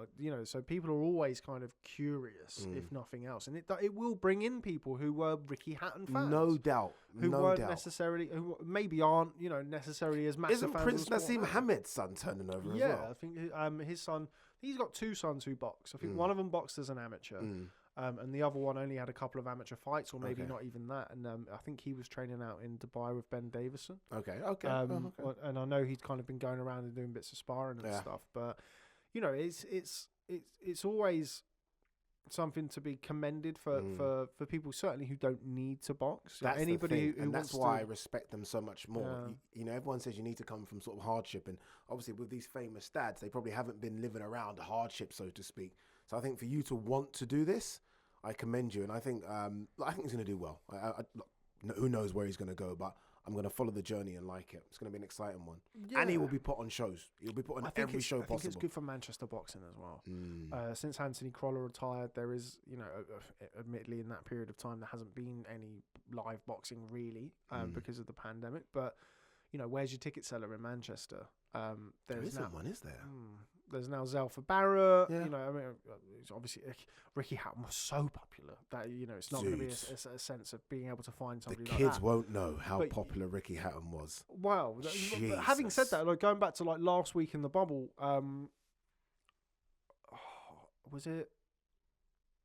Who was it? I think it was Jorge Fortea. Who had a photo with Ricky Hatton, and it was like, can I have a photo? And you kind of forget, nice. Because we see a lot of Hatton over here, and he is a man of the people and an accessible man and stuff. So you forget what a big deal he was, and what a great fighter he was in his day, and the fact that he boxed a prime Mayweather, a prime Pacquiao. So he's massively well known and revered around the world. All action style, had some great wins. Like the win over Costa Zoo still stands the test. When you think of fans traveling, that was it. That was the limit of he's fans still traveling. Referenced now. Like any time that there's a fighter who comes through with a half decent following, it's always the new Ricky Hatton. Yeah, or it could be the new I know Ricky you don't Hatton. like the MMA reference. Even when Conor McGregor brought the Irish fans over to Las Vegas, everyone was comparing it to Ricky Hatton. Yeah, exactly. So he's like, he's revered massiving so, and he's still very much a man of the people. In the interview, he says, if you liked me, you'll like my son. My son's all action style. He's like me. They've cha-ching. Yeah, no, but he's also got a good team behind him. I quite like the fact that Ricky's not training him, that Matthew's training him. Matthew's training him. Ricky's going to be kind of manager, perfect, advisor. Isn't it? Yeah, because it might just not to say that he would do any better or worse job than Matthew. We've seen loads of fathers, like the father-son boxing trainer coach combination is a very kind of common thing in boxing now. Always has been really. But I like that Ricky's got his own fighters that he trains. And Matthew's going to train him, and he can kind of guide him. He signed, of course, with Soapbox and 258 Management. So they'll have a huge say on his career, 258. That surprised me a bit. Why? I don't know why. When I saw the 258 Management thing, I don't know. I was a bit shocked. I thought he might go elsewhere to other management companies. Yeah, potentially. But he's he's a very well known. Yeah, sorry, I'm just booking Richard Riakpor's Uber. Lucky him, got an Uber. Yeah, I know. Yeah. Nice. Didn't have to get on the train. while I'm doing that, how about you break down Eric Pfeiffer versus Nick How Webb? am I going to break down Eric Pfeiffer versus Nick Webb? I don't know. You do it. You know what I will say about this matchup? Look, Nick Webb, I remember when he was fighting Dave Allen, and I thought that was actually a decent little scrap for a few rounds until Dave Allen showed that Dave Allen can actually smack a bit and smack very hard. I'm not quite sure what to make of Eric Pfeiffer. What was he, 7-0? He's 7-0, isn't he? I don't know. Let's have a look. 7-0. You can tell we take our preparation very seriously. No, it's very here important. At the Boxing Social podcast, Eric Pfeiffer, he is 7-0. There you go. Bang! His due diligence. Did my research. 7-0. So look, I don't know what to make of these heavyweights coming up with these records. If you're a decent heavyweight, I do think you'll stay unbeaten until you step up into like 15, 20-0 territory. Bit of a strange one to be on the card, isn't it? I think personally. Yeah. Was it a last-minute addition to this card? Yeah, it was only added fairly recently. So that makes sense. Why was Eric Pfeiffer supposed to fight Daniel Dubois? Okay, that was the connection. And he wasn't very happy that Daniel Dubois and his team supposedly pulled out of that fight. Yeah. Having watched a bit more tape on Eric Pfeiffer. So he only lives... Sorry, this is just Richard Riakporte Uber talk. Go on. He only lives 5 minutes away. a 7-minute drive. Tell him to jog here. Yeah, to be fair, that's almost my levels of laziness. Yeah. He's a Richard fit Riakporte, cruiserweight. Terrible. Great shape. Mind you, he's not fighting this weekend, so maybe he's put a bit of weight on. As we all have. I'm looking forward to seeing. I've never seen Richard Riakporte up close. I'm looking forward to seeing how big he is. He's a big guy. He's a big guy. Big guy. Good looking kid as well. Did a lot of modelling. Did he? He started I modelling knew and it. stuff in his background. Knew it. Richard Riakporte, we'll speak to him soon, but he's a very articulate young man. Very interesting. Good looking, fella. articulate. Just reminds me of someone. Ryan? Yeah. I was thinking more Ade, but yeah. So Eric Pfeiffer versus Nick Webb. Bit of an interesting out of left field fight. A bit of a strange one. Bit of a card filler. But I think, I do think a bit of a card filler. I don't imagine it was the most expensive fight to make in the world, even for a heavyweight fight. Yeah. And I think it should be, decent action. Nick Webb comes, lets his hands go, and, chinny. You can be knocked out. So I think that would be a decent little scrap. Yusuf Kamari versus Kane Baker. Kane Baker's kind of like... Kane Baker, by the way, his record belies how tough he is. Yeah, really good. Once he lost 7 fights, but he's going to give you work. Yeah, he's a good opponent for people to see where they're at. I think Yusuf Kamari... Sorry, you're yawning an awful lot. I think Yusuf Kamari is... There's a lot to like about him. He's another fighter managed by Dillian Whyte. I think he's got a lot of potential. Again, Kane Baker will show us just, kind of how much and where he's at so far in his career. But I think that's a good step up for him and a good test for him at this stage of his career. Kane Baker's active, which is not what you can say for a lot of fighters in the COVID era of boxing. Yeah. So he's going to come. He's going to be aggressive. He's going to be strong and difficult to budge. And you need fighters like that, particularly 100%, 100%. You prefer them than the old adage of the European cab driver type things. Those kind of opponents that are just here to lose, right? To put on a good performance but lose. Kane Baker will go for it. He's going to go. And again, look, Kane Baker wins that fight. It's on Sky Sports pay-per-view. He wins that fight, and then that's it. You never know, right? All of the fights that he's been in, and the ones that we've seen him in recently. So we've got Hopi Price. Yeah. He boxed. What was the other fight that he was in on Matchroom cards? He boxed Hopi Price. Wait, and he boxed someone else. Don't want assistance here. 1 second. Whoever. Yeah, I'm sure it will come to one of us in a bit. But out of all of those fights, this is the one to win. You're on Sky Sports pay-per-view. Yeah. If he can get over the line here, that really does change his career. Right, on to the main 4 fights with respect to the other 2. Heavyweight fight, Fabio Wardley. Against Eric Molina, which interesting fight. We were Intriguing fight. When this fight was announced, I was like, oh, hello. I mean, look, Molina's not fought since he lost to Hrgović, and we were there for that fight. I thought he looked in such good shape. I just think Hrgović is a fucking destructive beast. He looked okay. He looked in good shape. But for me, he walked to the ring like he was going to the gallows. I whether think that's because he's fighting Filip Hrgović. 95% of boxers walking to the ring against Hrgović will do that same walk. But I don't look. As soon as he got touched, I know. As soon as he got touched by Hrgović, he didn't want to know. But A lot of this fight, I think, or how this fight goes, depends on how much he really fancies turning up and getting a win. If he's turning up and if it's looking now, to get I've paid, gone into payday territory just to Yeah. clean up and take a couple of quid here and there, then then I think Wally could do it. I think he gets knocked out pretty quickly. But By the way, that would be a statement if Wally knocks him out pretty quickly. It would be. I know he's not fought since what? When was that? December 2019. Jeez, there we go. that's a long time ago. That's where we were. God, that feels like Dude, that's a long time ago. But yeah, he turned up and he didn't really look like he was up for it, to be honest, in that fight. Hrgović is scary though, man. Yeah, Hrgović is fucking Dolph Lundgren. No, he really is. Yeah, no, he really I is. get that. Ivan Fabio bloody Wardley- Drago. Even Fabio Wardley, style-wise, is not like Hrgović. He's a lot more kind of nippy and skilled and slippery and what have you. But at this stage of Eric Molina's career, that could be just as detrimental or just as difficult for him to deal with. Kind of a nippy, fast, still relatively inexperienced or very inexperienced. Dude, it's very I inexperienced. think he had 4 white collar fights. How incredible. No amateur fights. How incredible. I think he's now had 10 fights or It is something. 10, yes. I'll trust you on that. No, it's because 10. It is You're the definitely man 10 with the record. Like, Yeah. I had this conversation with people on Twitter, and they were saying, like, well, he should be fighting Filip Hrgović or Majidov. Who said that? Who said that? So it was, I don't know. Did you some press people. mute or block? No, because sometimes it's fun. I haven't What, to really go back been and forth? doing Okay. much. But you know, Majidov's like a 3-time world amateur champion. Hrgović should have had an Olympic, in my opinion. Majidov was fighting on that AJ card as well, Yeah, wasn't he boxed Tom Little. Mm. But yeah, I mean, Fabio Wardley, I think it's a good opponent for this stage of his career. If and when he wins, which I expect him to win, I expect him to look very good in the fight. He doesn't need to be going crazy. He doesn't need to be stepping up the levels massively. So I think this is a good opponent for him to kind of go. And again, we kind of keep saying it, but see where he's at.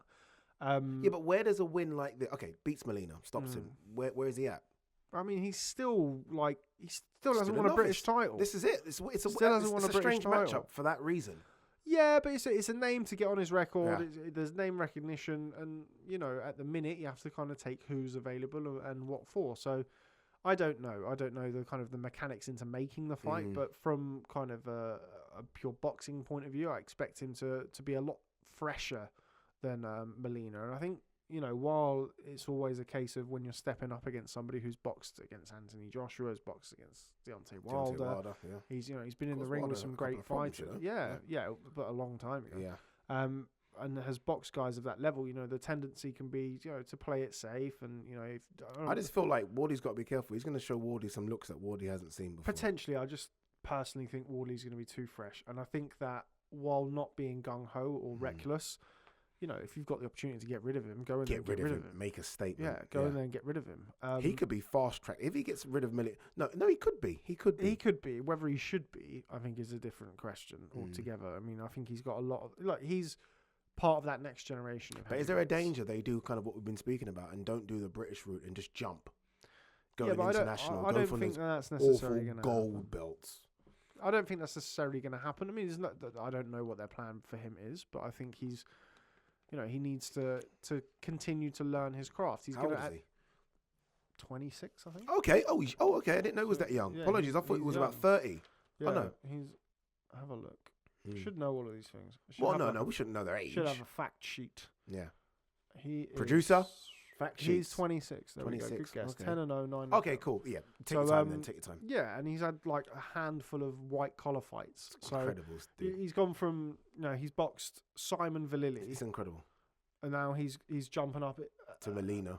he boxed Richard Latte, but again a couple of rounds against him, and now he's going up and boxing Molina. But I don't think that there's any need for him to go crazy. He's still very inexperienced when you consider everything. But as you say, Molina's been there and done it. He'll give him a few extra looks, something a new style for him to encounter. But I just wonder how much ambition Eric Molina's got at this We'll stage of his soon career. find out. We Not certainly long will. left to go. No, it's the beauty of boxing. You can talk and talk and talk, and then, you know, we're 4 or 5 days away from actually seeing what happens. But yeah, I think Fabio Wardley wins the fight, and I think he looks good doing it. What next? Gorman. Yeah, somebody like that, somebody around that level. The problem is going to be, for him fighting at British level, is who's he going to fight? What fights are available to him at British level? Daniel Dubois, is he going to want to go back and box British title level anymore? Probably not, I would say. You know, I heard on the street that Yeah, he's looking on the street, yeah. that eventually he's going to be looking to hopefully get a shot at Derek Chisora. Like I heard that was a plan for the end of this year for Daniel Dubois, which, you know, when you consider Derek Chisora is about to headline a pay-per-view and Daniel Dubois still yet to come back from his loss to Joe Joyce, it seems crazy. But, you know, that's apparently, it doesn't seem to me like they're willing to be dropping down to British level. And, you know, if you drop down to British level and get beat, then where do you go then? Like, if you're Daniel Dubois, you've gone from number 2 of the WBO or whatever to being beaten at British level. It's not to say that he would be. I remember speaking to Frank about Daniel Dubois about a year ago. And I asked Frank about, you know, Daniel Dubois, surely, like, where do you have him between sort of 11 and 20 in the world rankings? You did that for me, didn't you? Yeah. And he said, well, no, top 10. I was like, okay, I need to kind of pause this interview and stop. I think personally, if Frank Warren's forgotten more about building fighters than I will ever know. But I think now he's had that loss to Joe Joyce. Now he doesn't have the tag of the heir apparent, and he's going to be this and he's going to be that, and he's going to, like, it was not that long ago they were talking about he's going to break Mike Tyson's record, be the youngest heavyweight champion. I think now, and Daniel Dubois, I don't know him, but he looks as though that type of hyperbole is not necessarily going to be helpful at that stage of his career. I feel like he can now afford to rebuild properly. I think, looking at the fights that he had before Joe Joyce, look, hindsight's a wonderful thing. No, they're not, because I don't think it's even hindsight. No. But I mean, the fights like, before Joe Joyce, if he goes and irons out Joe Joyce in 2 or 3 rounds on the back of those fights, I don't think people are really talking about it now. It's shocking matchmaking. At the time, I'm not saying Fujimoto, Ebenezer Tete, Ricardo Schneiders. So, like, those fights are obviously not good fights, but what I'm saying is if he beats Joe Joyce, people probably don't think about that. If Wardley right now fought Fujimoto, I'd complain. Yeah, no, of course. But not now to I dig. think this isn't digging Daniel. Now Dubois, I think there's an opportunity for. I liked how they were building him before he got to that kind of spell. Where he was boxing like Razvan Kajanu, Nathan Gorman, Kevin Johnson. Those were the type of fights. And, like, you know what? Then like, they started putting them guys they can knock off, and it's like, oh, he's the knockout king. And like, no. And like, you kind of, I feel like, I don't know how we got talking about Daniel Dubois. Because we do this. But anyway, you can kind of put him in with like a live-ish body or a Kevin Johnson who's going to give him rounds. And that Kevin Johnson fight showed the limitations of him at that stage of his career.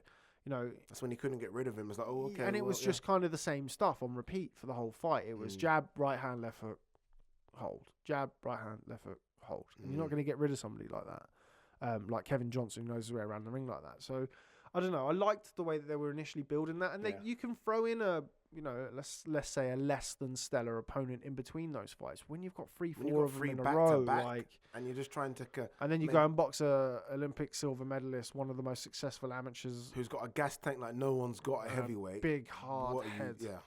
Jeez. So yeah, I mean, again, hindsight's a wonderful thing in boxing. If he goes and chins Joe Joyce early, no one's talking about. It's so interesting to see what they do. Everybody's talking about Dubois versus Usyk. But I think that, by the way, that was close to happening.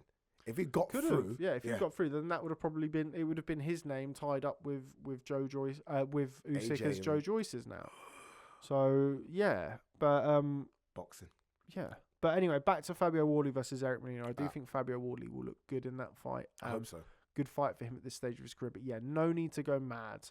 No need to go mad. No, I think if maybe not Dillian Whyte and the management team and people sort of matchmaking him, but sort of fans will. I'd like to see him against somebody like Alexander Dimitrenko or something like that afterwards, who's again another similar level guy. Is Dupas a big step up? No. That kind of fight, those kind of names. But yeah, I mean, again, it kind of depends on who do you want. Where do you want to go? Do you want to win a British title? If you want to win a British title, who's his likely opponent? It's got to be really Nathan Gorman. Yeah. That's pretty much the only fight. Nathan Gorman returns this weekend on the Warren show. Not sure who he's boxing, but I think Nathan Gorman is another one who's kind of a little bit of a forgotten man. The Dubois fight, obviously, he was outclassed in that fight. A lot going on outside the ring as well. He just had his daughter had just had a child. His daughter had just had a child. His partner had just had a child, and the build up to that, which couldn't have been it's massively disruptive. Having a kid, mate, it can be a massive disruption. And then he came back and he was obviously ballooned up in weight and boxed Richard Lartey, and Lartey give him not some problems, but give him a tough fight. So I think an in shape Gorman is still a good fighter, and he's still very young. He's still I think he's 23 or something, 24. He's still very young, Nathan Gorman. So that's a fight for Fabio Wardley, potentially, if you're looking at British title level. I think your David Adelaide's and people like that are still coming. What's Adelaide? How many fights? 3 or 4, fights? something like that. I mean, I had him in here for the podcast. Big really lump? Another one. Really engaging guy, and like he's obviously very, very exciting. Nigeria, but I think, stand up. There we go. Yeah. Got a great fighters coming from Nigeria. Lawrence Okolie and the new. So yeah, I think Fabio Wardley looks good, and then after that, I don't think there's really any rush for him. I think maybe like a Dimitrenko if you're looking at kind of an international opponent, and UK. There is. We haven't Nathan got Gorman anyone fight. in between that sort of 15 fights and less. I know Marco Hook for the European title is something that's been discussed. Yeah, let's not forget about Marco. For Fabio Wardley, but again, it's once you're up there, you're up there. That's the problem. And then people are starting to come for you then. And then when people are starting to, you have a target on your back. And at this stage of his career, after a handful of white-collar fights and 10 pro fights, he doesn't need that. No he rush. might want it, though. I know also what I do like about Fabio Wardley, again, had him in here and he was talking about going to train with Usyk, and like he obviously gets a lot of sparring in with Dillian Whyte. He's still learning his craft in the gym, which is where, you're going to have to do that when you've not had the amateur experience you've had. He's not shy of taking himself out of uncomfortable situations, to putting himself in uncomfortable situations, which I think is invaluable at that stage of his career. It's good. That's good. It's good.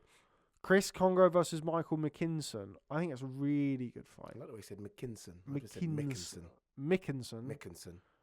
Okay, whatever. Michael McKay against Chris Congo. Congo. Those foreign pronunciations, like just spot on. Bang. Michael Mickinson versus Chris Congo. Chris Congo, go back a fair way with Chris Congo. I thought he was very good against Luther Clay. Right? Yeah, you did tell me that he was going to put on that type of performance. Yeah, I thought that was a good fight for him. I didn't think that was necessarily a good style fight for Luther Clay. The size difference in that fight, by the way. Mate, it wasn't that long ago that Chris Congo was talking about doing 140. Wasn't that long ago. Certainly not anymore. He's a big fighter. But it's funny because I was looking at Michael Mickinson's record last night, and he's fought some decent fights. I mean, decent records. He's been calling for like big names for a while, man. Gone. He was talking about wanting to fight Jaron Ennis and Virgil Ortiz. Really? Like, remember that? Like about 3 months ago, he was putting out these random tweets like every other day, like I want to fight Virgil Ortiz. I want to fight Jaron Ennis. Good on him. Good on him. I mean, he's got a lofty ranking with the WBO. Yeah. He's an unbeaten fighter. What is he? 18-0, 9? What is he? No, he's higher than that. Is it 19-0 or something? 19-0 or something. 19-0. I should probably get the card up. Hang on, let me get the card up. Go on. I think he is 19-0. He is 19-0. Yeah, Chris go, Congo 12-0. Chris Congo is a very good fighter. He's a very well-rounded fighter. Yeah, he's got good control of distance. He punches hard. He looks like he's drilled very well. Yeah, and I think he's had a few fights now under Jimmy Mack. He is originally training out of Miguel's gym under Ted Bammy when he turned over as a professional. Ted Bammy. But there's a lot to like about Chris Congo. I think the fight itself, I am a bit concerned, as it were, about. I mean, not that I massively care in that regard, but I am a bit concerned that the fight may not catch fire. I think Michael McKinson's a crafty southpaw. Yeah, he has a very good skill set, and he's not got a punch, so he has to kind of have a very good skill set. Yeah, and I think Chris can box as well. As much as he's a big unit at the weight, Chris can box, so I can see that being a bit of a chess match. Which I actually quite enjoy. I really hope it isn't. I quite enjoy it, but I think it's nice to have the intent. If somebody's got the intent in there, which I think Chris Congo certainly will have, I think that could potentially be the difference. Very impressed with Chris Congo against Luther Clay. Very, very impressed. Again, I know a lot of boxing insiders were like, Chris Congo's going to win. A lot of people were saying that, but I still thought it was impressive regardless. If a lot of people thought, he's going to get the job done. Looked impressive. And I'm happy that he's got another big fight. This is box office. Is he co-main? Is this co-main? No, Ted Cheeseman, James. Oh, sorry, yeah. But which we'll talk about shortly. But Chris Congo, the winner of this fight, puts himself right in there. Right in the mix. I'm not talking about necessarily domestic level. Look, Michael McKinson's like number 4 or something with the WO, number 5. No, yeah, you skip. I mean, 12-0 fights 19-0. You skip domestic level. Yeah, you should be going for European level. The only fights that really are going to be kind of. I know appealing Marku to wants it, but he's far miles away from that level. It's not just like I think Florian Marku's a fun fighter, and I thought he boxed well against Ryland Charlton, but Chris Congo ain't no Ryland Charlton. Yeah. Neither is Michael McKinson. Yeah. So the winner of this fight, I think the only fights available to them domestically, or I say available to them domestically, Connor's not going to fight them. would be Conor Benn or Josh Kelly. Yeah. But you could argue that Conor, both of them, if Conor beats Vargas, they're he's both not looking back yet. past domestic level anyway. If you're Conor Benn, you don't box Sebastian Formella and then box Sammy Vargas. Wait. Going back to Conor Benn as past domestic level in terms of ability or in terms of just Conor Benn where in he terms is of in star his power. where he is in his career, he's not looking at domestic level fights, right? Yeah. Like the only domestic fight that he would want is the Josh Kelly fight. Whether that's, I mean, he said to David Avanesian, there was the video that was put out, on Matchroom, and he said that you ruined the plans, mate. Like we were going to get that fight on, but I think style-wise, I still think Josh Kelly's a bit of a nightmare for Conor Benn's style. As much as Conor Benn has improved, and I think Josh Kelly is potentially. That would be such a great firefight for the first 3 rounds. I don't really know what's going on with Josh Kelly. We've not heard an awful lot from him. It's going to be interesting to see when and where he returns. We had one of his team members, H, who looks after or is part of Eddie Scotland's training team. He was in the bubble last week, and he was saying that the weight wasn't the factor. The weight wasn't the factor in the fight against David Avanesian. So we might see him again at 147, which, if he can make the weight properly, It and looks it's so not good in the affecting first couple of rounds, didn't it? I know idea. we're moving away again as we do, but it looks so good in the first couple of rounds. And Avanesian, and I told people this, Avanesian ain't no joke. He'll get to you eventually. And yeah, he got to him.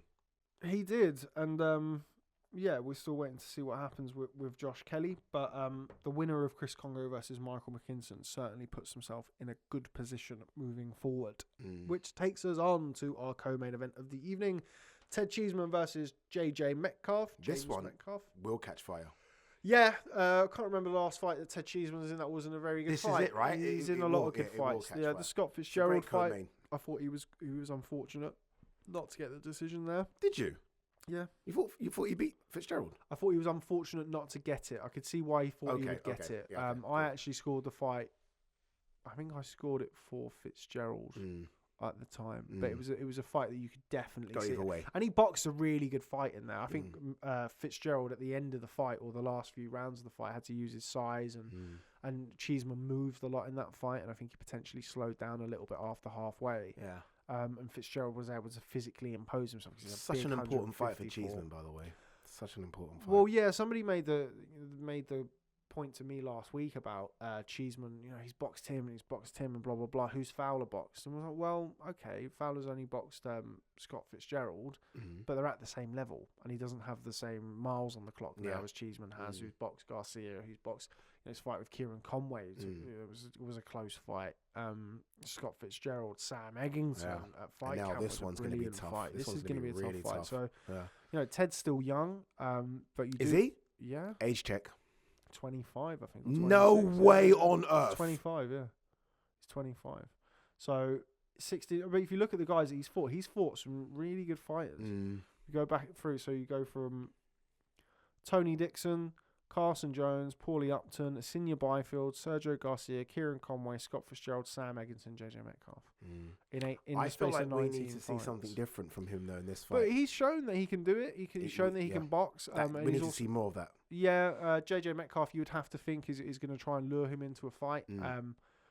JJ Metcalf, a good fighter. Dude, JJ Metcalf's not had a serious fight since. That's the thing. Since what? 2000. I know he had a fight last year, but that was a guy who had like 44 defeats or something. This is the thing, like the step up for him in this fight. Like Ted Cheeseman is the seasoned, experienced campaigner in this fight. Whether JJ Metcalf rises to the occasion. It's a great name, isn't it? JJ Metcalf. It's a fantastic name. Son of Shane Neary. So Dallas. Once upon a time, boxed Mickey Ward. Go on, son. Shane Neary, good fighter. Back in the day, spoke to Tony Sims about that. But anyway, so I was just checking whether or not we were going to cut into a Tony Sims part of the pay-per-view. I love Tony Sims. Anyway, yeah, I think that's a good fight. I think based on the experience and what we've seen so far, I think you'd have to, or in my opinion, I'm giving the edge slightly to Ted Cheeseman. I'm going the other way. But yeah, I can't. I mean, it's a 50-50 fight. No easy fights. But it is a 50-50 fight. Yeah. And I think it will add a lot of a lot of much needed spice to the card. Really, I do see quite a routine victory for Fabio Wardley. I think Yusuf Kamari will outpoint Kane Baker, and I think this is kind of a much needed. I don't know why I'm seeing something different that Fabio Wardley fight. We'll see. I guess. I hope not, because I like Wardley, but I don't know. I don't know how much ambition Mr. Molina has. Also, not massively in favour of him boxing on the card anyway. He boxed in. When he boxed Anthony Joshua, he failed a drugs test. Got a 4-year ban from UCAD. Yeah. And this is still UK, isn't it? Gibraltar. Yeah. And the British Boxing Board of Control were the sanctioning body for the AJ Ruiz Joshua card as well. Said this to Eddie Hearn when I was over in Saudi Arabia. You keep talking about anti-drugs. Why is he on the card instead of somebody who's not failed a drugs test? Why is he on another pay-per-view card? I don't understand it. Are there no other heavyweights who wanted to box on that card? Yeah. And especially why with is Eric Molina being wheeled out? Yeah, it's a strange one, isn't it? Because he doesn't need to be on this card. Oh, sorry, man. I know you failed a drugs test and you got a 4-year ban and you can't box in the UK. But come and box on Ade Ruiz too. And come and box on Whyte Povetkin too. Make more money than you would box if you were boxing on a 10-rounder somewhere buried on a card in America. It's ridiculous. It's like you're rewarding drug cheats by giving them slots on these cards. It's ridiculous. Everybody's more than happy to point the finger at Alexander Povetkin when he's fighting Dillian Whyte, who's failed 2 drugs tests in his career. And you've got... forgot his name because I was annoyed. Eric Molina propping up the card, who's also failed a drugs test. So, actions speak louder than words. What's AJ talking in a minute? Let's talk more action. Stop putting the bloody drug cheats on the cards when you've got fighters who haven't failed drug tests. If we stop putting the drug cheats on the card, I understand of a certain level. Then there's no cards. I understand of a certain level, but why does he need to be here propping up the card? Why does he need to be on Ruiz Joshua too? There's umpteen heavyweights who can't get a fight to save their lives at the minute, quite literally to save their lives at the minute because nobody's making any money. Yeah. And you've got Eric Molina who's propping up another pay-per-view card after failing a drugs test. It's ridiculous. Agreed. It shouldn't happen. Agreed. But it's going to happen. It's going to happen. It's going to continue. And they'll probably wheel him out again. No you doubt. have to understand. Yeah, and you have to question why. Why is that happening? Why is Molina getting the chance? Well, exactly. That's the question, yeah. Why is he getting another chance as well? He must have signed a 2-fight deal before the Hrgović fight. That's what it is. I don't know what happened. Anyway, moving on. The main event, Dillian Whyte versus Alexander Povetkin. No, Povetkin versus Whyte. Povetkin versus Whyte too. Let's get it correct, eh? Repeat or revenge? Boy. It's going to be revenge. It's going to be revenge. Look, if we go back to the first fight, Dillian Whyte was in control of the first fight. And I thought it was actually boxing okay in the first fight. I think Dillian Whyte's been saved by the fact that the rematch hasn't happened when he wanted it to happen, which was silly. When he wanted it to happen, 6-7 weeks after he got knocked out in Eddie Hearn's back garden. I think the fact that it's been postponed a couple of times actually helps Dillian Whyte. Gives him more time with his trainer, gives him more time to relax. You know what scares me about Dillian Whyte? Sorry, I digress a bit. What scares me, he's been hit a lot recently, I don't know if he's chinny. Not even necessarily recently. It's over a period just over a period of time, right? Like in his fights, you go back, and I'm thinking, is he shot worn now? Is he getting to that stage where he's close to being shot worn? Because we are talking a couple of big. I mean, Oscar Rivas hit him hard. Parker hit him difficult. Go back to Helenius' fight. What people forget, that was a tough fight. I mean, 2 fights with Derek Chisora were both tough fights. Marius Vac, we were there, and Marius Vac was hitting him hard. Hurt him with a left hook at the end of the 8th round, I think. And that knockout against Povetkin, you listen to Dillian Whyte in interviews and he talks as though, I was going to get up, and I was like, no, you weren't. Dude, that was a bad knockout. Eddie said he was up at 8.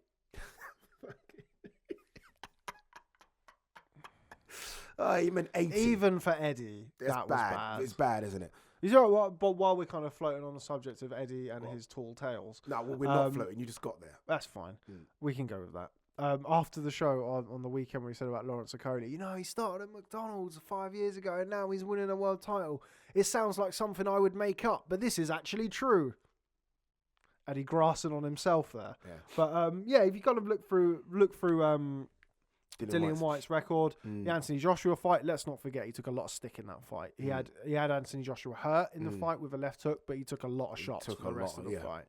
Derek Chisora fight. Tough the fight. first one, brutal. Robert Helenius walked into a jab in the first round, got buzzed. Yeah. Joseph Parker was hurt in the last 30 more round. seconds, it's a different fight. The Derek Chisora rematch was another tough fight that he was losing Yeah. at the time of the knockout on two of the I didn't think he was, by the way. But on two of the judges' on the cards, he judges' was cards losing. Oscar Rivas was hurt. Marius Vac was hurt. Alexander Povetkin was knocked out. This is what I'm So saying, that's dude. It's his a last lot. 5 fights. It's a lot, you know? Parker, Chisora, Rivas, Vac, Povetkin. We've seen him take a lot of shots, or we've seen him hurt, or we've seen him knocked out, or all 3 in those fights. So That's my concern with him now. He's that territory now where... And look, I got a lot of stick because I said I wasn't super shocked by the result. I was shocked by the way in which he lost, but I've always said that Dillian Whyte, for me, is closer. You know, there was a time when everyone was like, Dillian Whyte's the 4th best heavyweight in the world. So it was Wilder, Fury, AJ, whatever order you have. And then it was Dillian Whyte, and then it was others. And I was like, Dillian Whyte is closer to the others than he is to Wilder, Fury, AJ. So him losing to Povetkin for me isn't a massive shocker. Like he could fight Michael Hunter and lose. I wouldn't be like, oh my God, he's lost to Michael Hunter. Because I know he's a lot closer to those guys between sort of 4 and 15 than he is to the top 3. I just hope he's had... You know, I do hope as well. I hope that he's had a lot of time off. I hope he's not burnt out going through these camps and then the fights being cancelled. Every time I see Dillian Whyte, he's training hard. It's balls to wall. And I hope that he's kind of tapered off the sparring as well. He just reminds me of someone that his sparring sessions seem like they'll be brutal. And I do feel like he has a lot of wars in sparring. And I hope it's a case of he hasn't left everything in the gym. All that being said, I do think Povetkin is 42. We don't know how COVID's affected him. And I think Dillian Whyte will look at the first 3 or 4 rounds of that fight and think, I can hurt this kid, I can get him rid of him. So I expect Dillian Whyte to get the job done, but not without a bit of adversity, as he always does in these fights. He always goes through adversity. He's not that kind of guy that isn't going to go through adversity. If they're trying to make Dillian Whyte become a boxer at this late stage of his career, it's too late. Just let the pit bull off the leash and let him fight.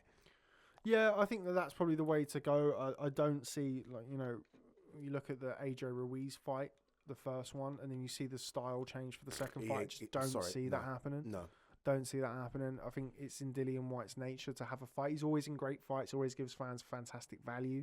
But I feel like if he's going to win this fight, it's going to be by stoppage. I think Alexander Povetkin showed in the last fight that if you leave him in there long enough, that he can unlock the door. Dude, that punch from Povetkin, I've said it, and I know I'm exaggerating, a bit hyperbole here, but it's one of the best punches I've seen in a long time. It was technically beautiful. It was a lovely shot. Yeah, he didn't even look like he put any oomph into it. It was almost like a little tap. It was so good. He can do it again. It's just right on the button, wasn't it? Oh, dude, on the button. So, Yeah. sorry, I'm just trying to make sure Richard Riakporhe gets in his... I love the care and duty for Richard Riakporhe. Yeah. Gets in his Uber. Phenomenal, this. You didn't ask me if you needed an Well, Uber. no. You just said Ade, Oval Station, 9 o'clock. Kind of, that's how it went. Considering that I've been here, what do you say, 3 out of 12 times? 25% of the time. No one pays for me to get an Uber. Out of interest, does Barry Jones get an Uber? No. Does Barry Jones get an Uber? He gets an Uber home. Oh, there you go. Bang. You go to work. I'm going home. Okay, well, I'll pay for an Uber for you to go home. How's that? That's nice. Okay, right. Dillian Whyte, Alexander Povetkin. Yeah, I think Dillian Whyte's jab is very important in this fight. I think it did a lot of good work in his first fight, but he has to bring Really it back long to his levers. chin. Surprisingly, really long levers. Yeah, everybody says that about him. Anybody who's fought him or sparred him says the same thing. But I think the jab is key to this fight in kind of controlling Povetkin, but I just don't see him boxing behind the jab for 12 rounds. I think the jab is a good weapon for him to kind of break Povetkin down, and then he's going to have to fight. And I think if he gets Povetkin hurt this time, I don't think he's going to box on the back foot. I don't think it's going to be necessarily a kind of calm, methodical pace. Yeah. I think he's going to jump on him and get rid of him, which is what he needs to do. What if he loses? What are the consequences of this? If Chisora loses to Parker, we get Whyte Chisora 3, I think. What, on a Saturday night regular fight? It's not going to be pay-per-view. No. You wait 1 second. You're telling me Chisora loses to Parker and Dillian Whyte loses to Povetkin. That Sky did that's pay-per-view. Absolutely. Stop it now. Absolutely. Stop it now. And we get on absolutely no chance. Absolutely, we do. We get Sol Dacres against Eric Molina, and then and then we get mate. Of course, it would be pay-per-view. What are you talking about? It won't be pay-per-view. But yeah, that's what I think happens. It depends, man. Look, I don't know. I don't know what Dillian Whyte's plans are. I'm sure he's not looking any further ahead than. No, of course not. And if he is looking past Alexander Povetkin, I'm sure it's with the view of him beating Alexander Povetkin. But you know, if he loses, it's a long way back to Povetkin, world level. and this is no accusations being thrown out here whatsoever, looks bigger. Looks really muscular. He looks great, and you know, we're kind of talking about COVID and how much COVID has impacted him. Again, I spoke to Uncle Al Siesta, as I always do when it comes to Eastern European fighters, Russian fighters, and he said, "Brother, yes, I promise you, brother, they would not put him in the ring, brother, unless he was 100%. He gonna knock Dillian Whyte out." So, but he says that about every Eastern European fighter, or any Russian fighter who's fighting anybody. But he's convinced that Alexander Povetkin is okay and he doesn't have any long lasting effects from COVID. But I don't know. Obviously, it's such a new thing that I don't think anybody knows how it's going to affect you until you're in the ring on fight night. You know, so I think it's an interesting fight, and it is a genuine crossroads fight. I think if Alexander Povetkin loses, I can't see where he goes. If Dillian Whyte loses, I can't see where he goes really either, unless it is like a Chisora trilogy or, you know, something like that. But I think we are at the stage of Dillian Whyte's career where his punch resistance, and he has a tremendous chin, and more so a tremendous heart and pair of bollocks. Like he's got tremendous heart, and he's shown time and time again that he's willing to kind of get in there and get in the mix and have a fight with people. But you know, the human head is not supposed to get hit that often by big men. And it's going to be an interesting fight. I can see almost any outcome in this fight apart from which makes it exciting. Dillian Whyte points. I think I don't see Whyte going 12 rounds with him. I see Whyte. And I do favour Dillian Whyte to win by stoppage. Do you favour Whyte early, Povetkin late? Is that what you're? I don't. I think Povetkin's live whenever he's in there. Anytime. And also I feel like the knockout that we saw last time in the first fight, I do agree with you. I think if it had gone into the November date as originally planned, I'd make Povetkin a favourite in that. But the longer the time has been, the more time that Dillian Whyte's had to recover from that. And neurologically, you're not gonna know how much that's affected you until you're in the ring on fight night. Yeah. I'm almost certain that Dillian Whyte won't be having any kind of nightmares about it, or it won't be on his mind. He's not built like that. No, that's. But from a physical point of view, from a neurological point of view, him getting hit for the first time by 10-ounce gloves by somebody who's trying to knock him out, how he's going to react to that, I'm not sure. I feel like Alexander Povetkin, we were talking about the commentary earlier, he did some good work in the fight that wasn't acknowledged. He hurt Dillian Whyte, I felt, with a left hook to the top of the head, and I think it was the second round. And, you know, he got his light switched out. Like, once that happens to you, you're never the same. You cannot be the same. You can't. Yeah, I think we're not going to see it until he gets hit by a fully fledged shot from Povetkin. If Povetkin is okay, if he is, you know, not suffering ill effects from COVID, then why would he not fancy knocking him out again? And the thing is, he's just been there, seen it, and done it. Yeah, nothing scares him. No, Zero. He's boxed everybody in the heavyweight division who you could realistically expect him to box. Obviously, he's not boxed Wilder or Ruiz. That would have been such an interesting fight. What was that, 4 years ago? I think that Povetkin would have knocked Wilder out. Yeah, sorry, not killed him, like, you know what I meant. Yeah, it's got the dangers of the sport, but yeah. Okay, well, we're being hurried, and we have already discussed Whyte Povetkin 2 as well on numerous podcasts previously. So I'm going to leave the final word on that with you. What is your prediction?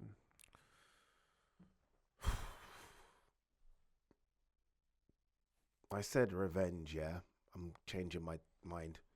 I think repeat. I think Povetkin knocks him out again. I think Povetkin knocks him out. I don't know when it is going to be. If it could, it could happen at any time in that fight, because they're both of them can box and they both will box, you know. But after that, once the red mist descends on both of them, and Povetkin is the type of fighter where you feel like you've got him hurt. I remember watching him against Michael Hunter, and Michael Hunter's comfortable and thinks, "Oh, I'm going to get rid of this kid." No.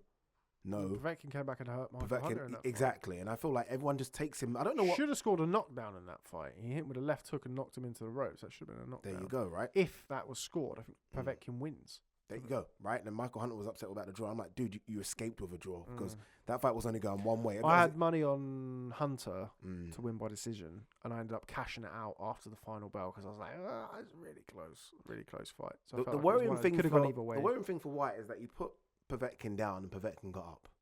If he can get up and then he puts you down, you don't get up. That has to be in your brain.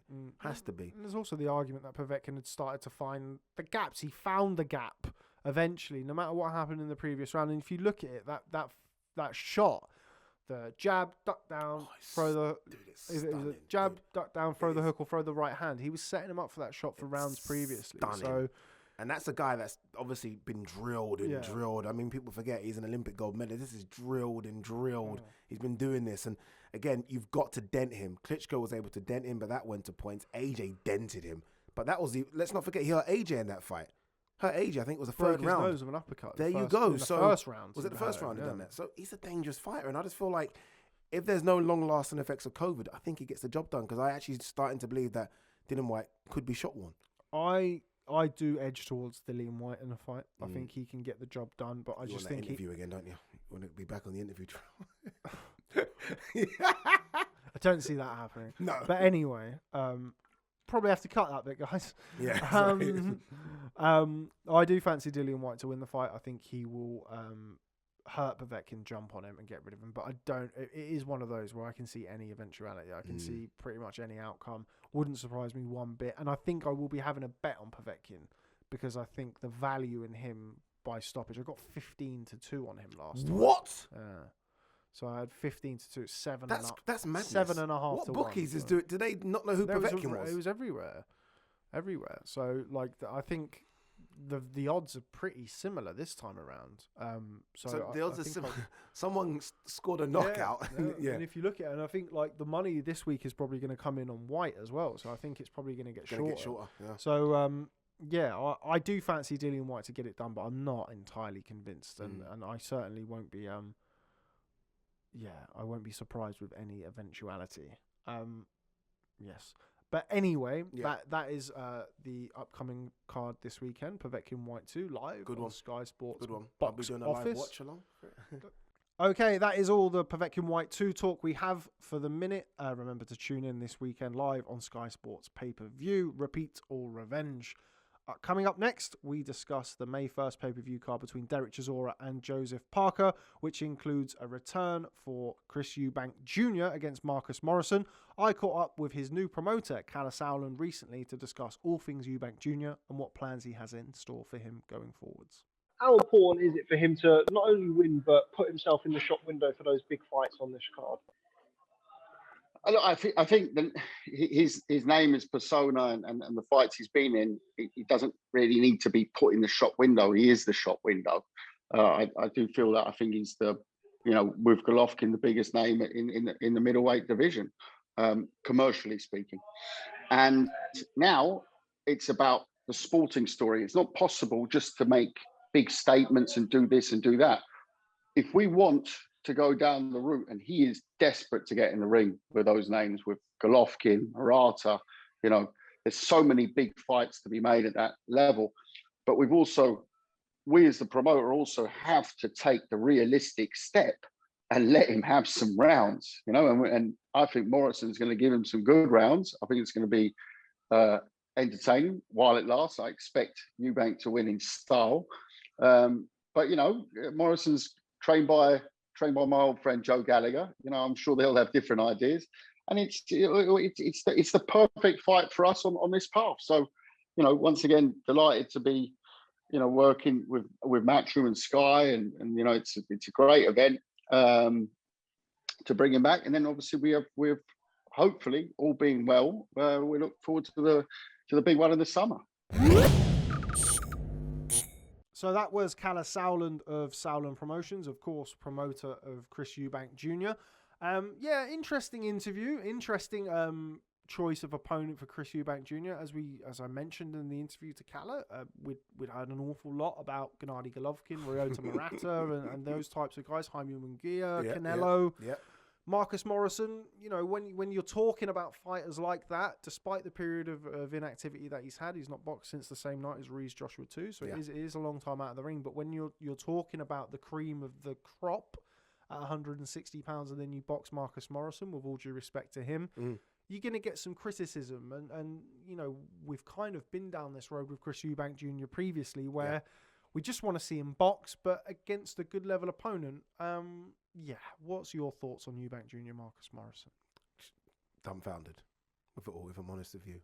Again, it's for me, you talk so much. It's almost like, let's talk in now then, because in the last sort of couple of years with Chris Eubank Jr., he's mentioned sort of every elite boxer you can at 160 or 168. And to get Marcus Morrison in his comeback fight, and we'll call it a comeback fight because he hasn't been in the ring for such a long time, it's just not good enough, is it? Really? I mean, and he can expect stick. I expected for him to have a comeback fight, because that's just how it works and we understand it. I don't like it, but I understand it.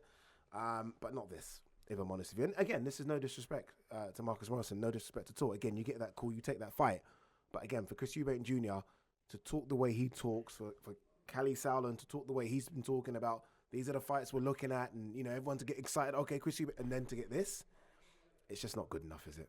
It's difficult because Kalle makes a good point about the inactivity, and we get that, but it's just kind of coming on the back of talking about the kind of the divisional elite. And Chris Eubank Jr. is still a big name.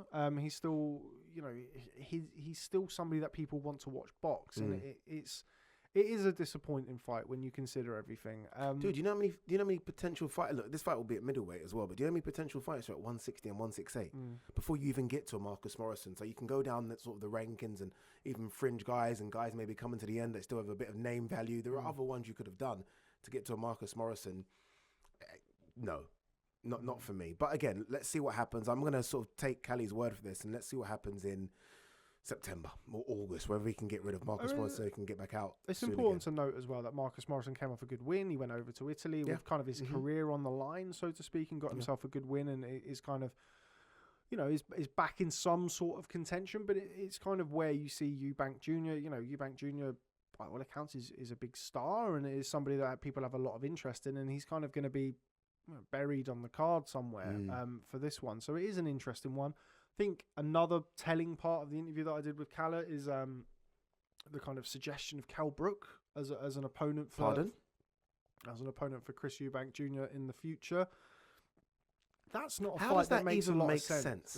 Again, I don't really see how it makes sense, to be honest. What are we doing here? I mean, because we had one fight with GGG at 160, which was 5 years ago. What are we doing? His last fight was at 147. Like, what are we doing? I mean, I've always said that Kell, against the guys that are 154, especially the monsters at 154, he's actually too small for some of those monsters. He's obviously clearly big for 147, but where does a guy that 160 and 160, what is Chris Eubank Jr. want with Kell Brook?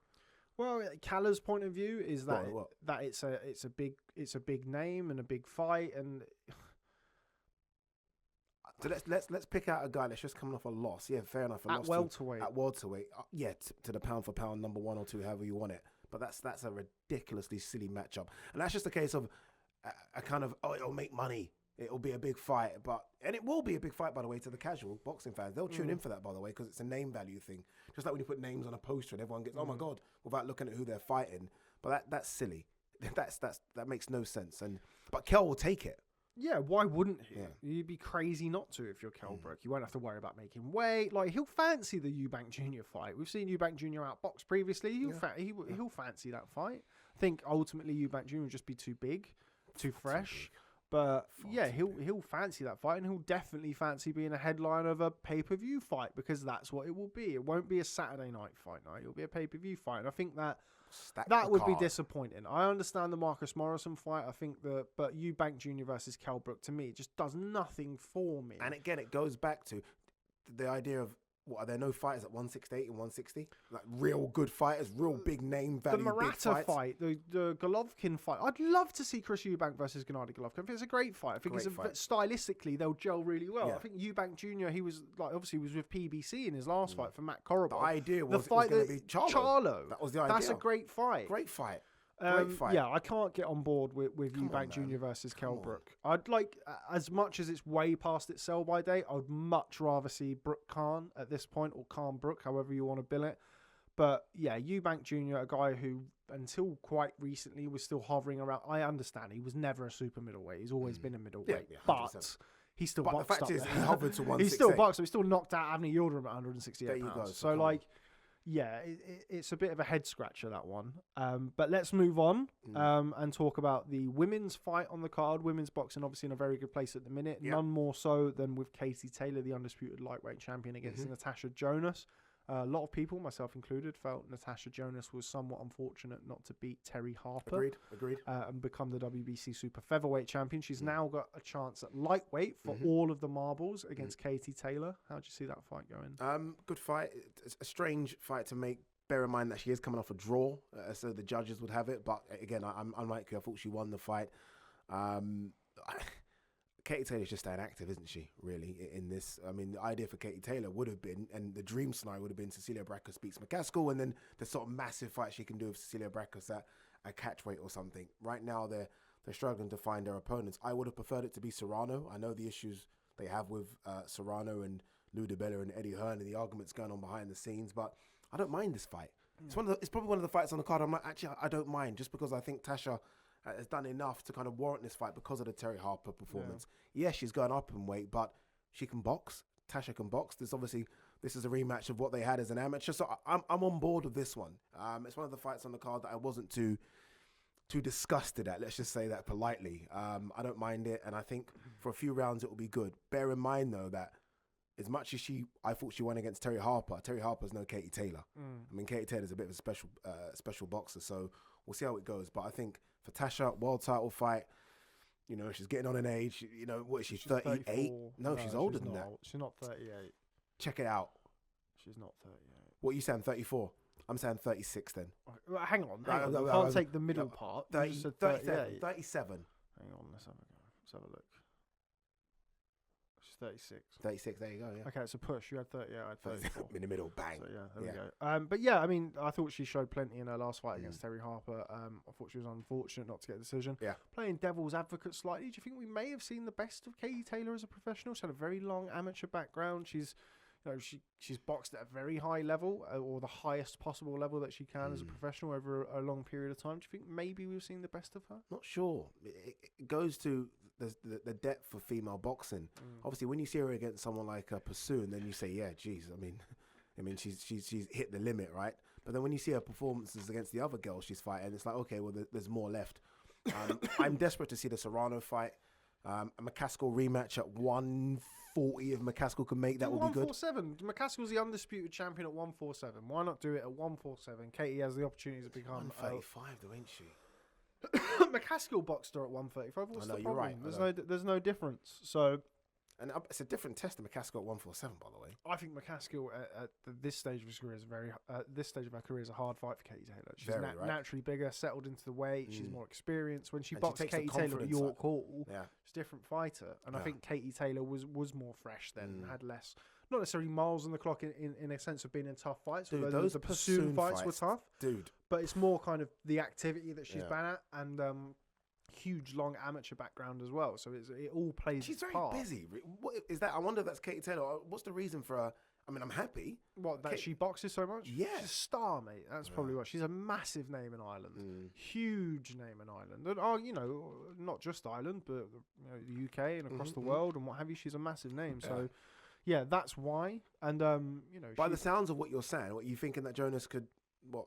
I think Taylor wins. I think Taylor's a favourite in the fight, but I'm certainly not writing. I mean, I had a few people say, "No, that's a mismatch." Blah blah blah. No, and that's not. Definitely not. No, it's definitely not. It's a No, good it's fight.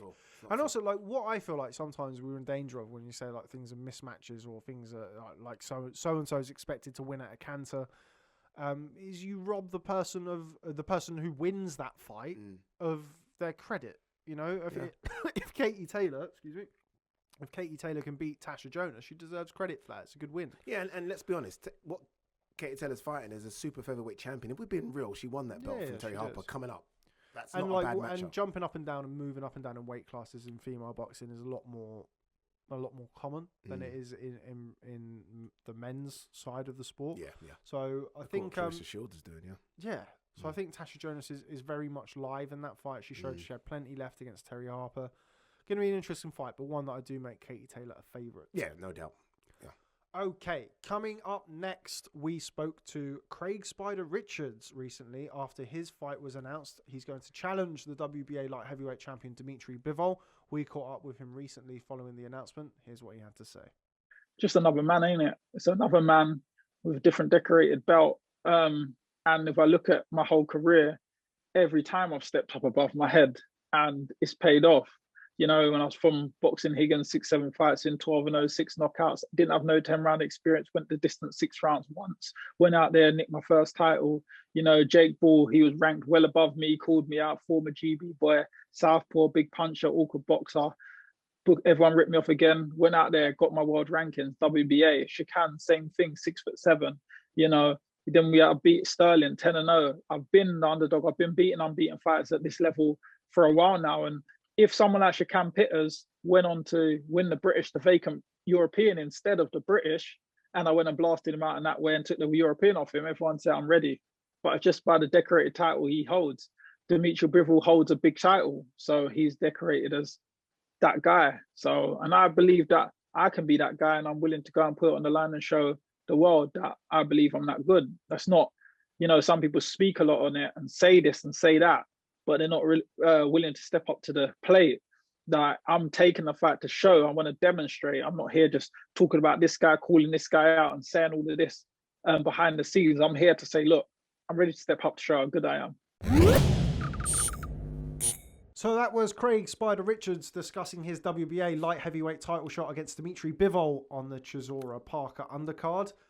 Huge ask for Craig Richards, I think it's fair to say, Ade. Yeah, even when this was sort of spoken about a month ago, I was like, what? Like, it came from nowhere. I was like, oh yeah, Craig Richards might get a world title shot against him. I was like, well, what are we talking about here? Like, Craig, no, it's not possible. And then, well, obviously it is possible because it's happening now. I personally don't like the idea of Craig Richards having this fight, if I'm honest. I don't like these type of matchups, just because I think Bivol is arguably the second best light heavyweight in the world. Some people think he could beat Bertabiev. You know, that's just some people's opinions. I'm not quite sure if I share that opinion, but there's a massive gap between these two. And if you're Craig Spider Richards, you take the fight because it's a massive fight. What do you get in boxing for? Money and world titles. He's going to be earning his biggest paycheck in this fight, and he's got a chance of fighting or winning a world title, so you do it. For me, it's a fight that shouldn't even be offered, if I'm honest with you. But what is he, 31, as we do the age check again? I think he's 31. You take the fight. You take the fight because you never know. And even if he loses, and it's a decent performance, almost a bit like the Bullioni fight he took when I don't think he was ready for that. You lose. Took it on like a week's notice. There you go, right? Yeah. You lose, you take something from it. So if he can lose and lose well, and I'm not, people might say you count him out already. Yes, I am counting him out already because I've seen Bivol fight, and Bivol's a very, very good fighter. I've seen Craig Richards fight, and he's, for me, is British fringe European level. Again, there's a massive gap, but you got to take it. Yeah, I think you make a lot of fair points there. I think Dimitri Bivol is a massive favourite in the fight. I like Craig Richards a lot. He's a nice guy. Yeah. He's a very capable fighter. He had a really good win last time out against Shakan Pitters in a fight that people were picking Shakan Pitters. He was quite a sizable favourite in that fight. But Dimitri Bivol, in my opinion, is one of the best pure boxers in the sport, let alone in his division. Spoke to Eddie after the announcement of it, and he said that, you know, Dimitri Bivol, it's been since October 2019 since he last boxed. So, you know, he's not the biggest light heavy though. No, he's not. But Craig Richards was also super middleweight. So not that long ago, he was also super middleweight. I say not that long ago. You know, he started his career down there. So I'm not sure he ever made championship weight, but there we go. Sort of in betwixt and between. But yeah, it's a massive ask. But as you say, and I agree, you know, you can't begrudge Craig Richards taking the fight. No, not at all. If you're in boxing, you get offered a world title fight. It's very difficult to turn that down. Massive exposure, huge opportunity for him, and also, if nothing else, a great learning fight. And you know, sharing the ring with somebody like Dimitri Bivol at any stage of your career is going to be beneficial for you to develop as a fighter. Who wouldn't want to be in a pay-per-view card of this? Yeah, you're never going to say no. No, exactly. But I do fancy Dimitri Bivol to be a couple of levels above Craig Richards. I think several was. Yeah, right, I think that Bivol not being the biggest puncher could mean that it goes quite a few rounds, but I think that he's going to have so much success and he's going to be able to have a lot of success against Craig that he's going to force a stoppage eventually. And I can see Craig taking quite a lot of punishment. This is what I don't want. See, this is what I'm praying doesn't happen, because I want Craig to go on, again, 30-31. I want him to have this fight and go on and have other fights, because I think we're starting to see a bit of an upward trajectory of his career. And I don't want him to take a bit of punishment whereby, yes, you get a bit of money and yes, you fought for a world title, but then it stops. You know what I mean? So in the long run, this could be a damaging fight for him, and that you don't need to do. I don't think, right? Because let's say he has this fight, and it is a punishing fight. Because you're right, Bivol's not a concussive puncher, but over the rounds it will start to build up, and that's it. You're done. When you could have and sort Craig's of 5 very or 6. tough as well, and that's that Mate. sometimes works against you in the So fights. And this is why I don't. He's like got a it. great team around him. You know, Peter Sims, his trainer. He knows his onions, so to speak. He knows boxing, and you know, if the fight does go that way, look, we don't know that it's going to go that way. We have a pretty good idea that Dimitri Bivol will be, you know, on top for a large portion of the fight. You know, you don't want to see something like that happen, but it is an opportunity for Craig Richards to get his hands on a world title. How difficult. Look, and also, by the way, you shouldn't have easy fights for world titles. There shouldn't be an easy route to a world title. Agreed. If you want to win a world title, and again, it goes back to kind of ranking titles and, you know, where you want to be in your career. If you get the opportunity to box for a world title, it should be in a hard fight against a legitimate world champion. I 100% agree with that, but I would like the challenger to at least be ranked, and not the fucking crazy WBA. I'm talking proper rankings. Don't be less than 5 or 6. Well, the thing is, it's a voluntary. You can take anybody in the top 15. Top 15, yeah.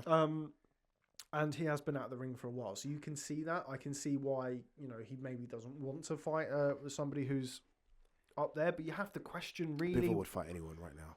You have to question really why Joshua Buatsi's not in that fight, dude. I'm so happy you said that. Like, you know, he's gone up the WBA path and gone down that route for a long time. If Bivol's looking for an opponent, if somebody would have said to you that Craig Richards was going to get a shot at a world title before Joshua Buatsi, you would have said, "What are you talking about?" You know, it wasn't that long ago that Craig Richards beat Andre Sterling to become mandatory for Josh Buatsi's British title. Dude, now Josh Buatsi has since vacated the British title. Craig Richards has won it and is now boxing for a world title before him. It's a funny old sport, boxing. Yeah. It's a funny old sport, and that's just indicative of that. And it's, you know, it's a tough fight for Craig Richards. I think I'd like him to go and give a good account of himself, if nothing else. Look, I mean, we shouldn't really say it. I'd love him to go and win the fight. It'd be fantastic if he goes and brings it home, but it's a very difficult fight against a very, very, very good fighter. Yeah, and look, it's good for British fight fans as well. They get to see Bivol, and I think that's a good opportunity for him, because I think a lot of people don't necessarily know too much about him. I don't know where he's going to be on that card. He could be 4th down on that's the card. Crazy, right? World title fight. He's the best fighter on the card. Yeah. Like, Katie Taylor. Well, I know what you mean. Yeah. Okay, yeah. But okay. he's one of the pound for pound best fighters in the world. Yeah, and he's going to be 4th. Like, he's maybe not pound for pound top 10, but like pure boxers, one of the best, most complete skill sets. Yeah, he's a bit undersized, and you know, he's not always the most entertaining because of that. But skill wise, he's right up there with anybody. Yeah. Moving on to the main event, Derek Chisora versus Joseph Parker. Fight that's been discussed for a long time. Originally was discussed as a co-main for Taylor Prograis, or as a co-feature. Yeah, Chisora wasn't happy about that. Wasn't happy about that. He's since been beaten by Alexander Usyk, and still is now. It was actually now chief support. Well, not chief support. He's now the main event. I'll talk about chief support against Joseph Parker, who looked flat against Junior Farr in his last time. Looked flat. Dude, what's below flat? Yeah, I mean, very messy fight. Not a good fight at all. That Parker Farr fight it's always nice to watch morning boxing. Saturday morning boxing was good, but not a great performance from Joseph Parker. This, I mean, it's tough to ever say that Derek Chisora is in a crossroads fight, because every time he loses, he comes back. Takam was a crossroads fight. They're all crossroads fights. Yeah, but I mean, if he loses this, like I say, the Whyte trilogy could well be there for him. Or, you know, there's always going to be fights for him to take. I saw a headline of his interview with IFL at the past weekend saying, "I'll stop when I'm stuttering," and so, which is a bit. Don't want to hear that. Yeah, you don't really want to be hearing that, but still. Did he actually say that? Yeah, apparently I didn't watch the interview, but I saw the title. But yeah, so he's gonna probably be there, win, lose, draw, or whatever afterwards. But a lot of discussion, of course, about it being a pay-per-view show. I spoke to Eddie after the announcement, and he said that it was a pay-per-view card. And he said that he didn't feel that Chisora-Parker was in itself a standalone pay-per-view main event, which is why we see Katie Taylor versus Tasha Jonas, which is a great fight. And you've, of course, got the Eubank Jr. return, and then you've got a world title fight in Dimitri Bivol. But, of course, once you start scratching a little bit beneath the surface on those last two fights in particular, then it doesn't scream pay-per-view event to me from the page. It's not to say it won't be a good night of boxing. I think Chisora-Parker is a very good fight. By the way, that's a great fight. It's a great fight. It's weird. It's well matched. Oh, it's a fantastic fight between those two. I mean, we look for Parker to be aggressive. Chisora, he has to be aggressive with Chisora. And this Andy Dillian Cup with, it's obviously short. I don't know how long they're going to get to train with each other, but he's with him now. So let's see what he can do, right? Andy Lee's an aggressive fighter, 6 aggressive weeks. trainer. So let's see what he can do with him in that time. I don't mind the matchup. I mean, my argument was never about, or my gripe with it was never about the matchup itself. I mean, would it have been a better fight before Chisora lost to Usyk and Parker stunk out the place for far? Yes, and I was a bit more excited for it then. I'm not as excited for it now, but I do think, look, Chisora always brings it. Chisora himself is a fighter that is very limited, but brings it. There's no one that's going to tell me that Chisora doesn't bring it. You can put him in with anyone. And even you look at the people that have hurt him and stopped him, all legit world-level fighters. Maybe apart from Caballel. I think Caballel's the only one where I was like, Chisora is gone now. But he seems to always just... dodgy decision against Hellenius as well. Yeah. Should have beat Hellenius. Should have beat Hellenius, right? Should have beat him for the European strap, That was wasn't back it? when Hellenius was like highly touted prospect. Yeah, stood in there with Klitschko, Vitali, hard wrecking, punching machine Klitschko. Yeah. Then you look at the other people who beat him, Fury, Hay. These are not embarrassing defeats. Was up against Chisora in the second one. So he always finds a way to make it entertaining. And I think it will be an entertaining scrap. I'm just not sold with it being pay-per-view after what they've both done in their recent performances. I get that, we've kind of, with not having the gate, these guys need to be paid and stuff. But the problem is it's not necessarily just an isolated thing. It's you accept this and you do, like Eddie, I understand the rationale behind it. And if you don't like it, don't buy it. Yeah, of course, that's everybody's choice as a consumer. But the problem is once you kind of, you create an environment where the bar gets lowered. You know what it is as well? Each time out. When Eddie says things like stack the card, and like you said, it's a pay-per-view card, make it a pay-per-view card then. You know what I mean? Let's tell you what, while we're here, make and a this is not pay-per-view something that card. we planned, let's have a look and compare it to Joshua Povetkin, which was, of course, pay-per-view as well. So you've got Joshua versus Alexander Povetkin. It's worth pointing out that that's for a unified world heavyweight title, which is the main event. That alone. So that alone's a pay-per-view kind of fight. trumps things. Yeah. Luke Campbell versus Yvonne Mendy. Was that European? It was for the It was a final eliminator for the WBC title, which at the time was held by Mikey Garcia. And it was a rematch. So they had a little bit to that. There was a British title, Matty Askin versus Lawrence Okolie. So if you kind of compare that to then, you've got, I think, probably Bivol versus Richard stacks up with, well, not as competitive as Luke Campbell versus Yvonne Mendy. It's a world title fight. It's Bivol. And it's Dimitri Bivol, yeah. And then you've got kind of Katie Taylor. But it's missing that. That's what it's missing. It's missing the main event.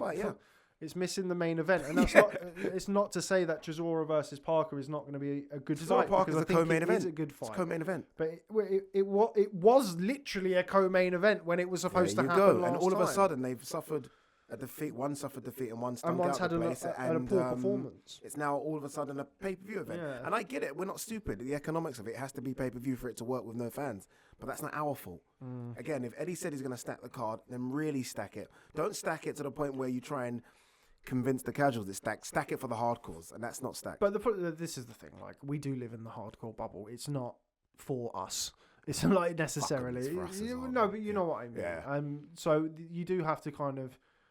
You do have to think about that. I mean, people will point to Andy Ruiz against Chris Arreola being a pay-per-view in America, and like that. Let them have it. It's not an isolated thing. Obviously, we're British, and we discuss British boxing more than kind of American boxing. But yeah, everybody's always going to look for pay-per-view opportunities, so it's no different in this regard.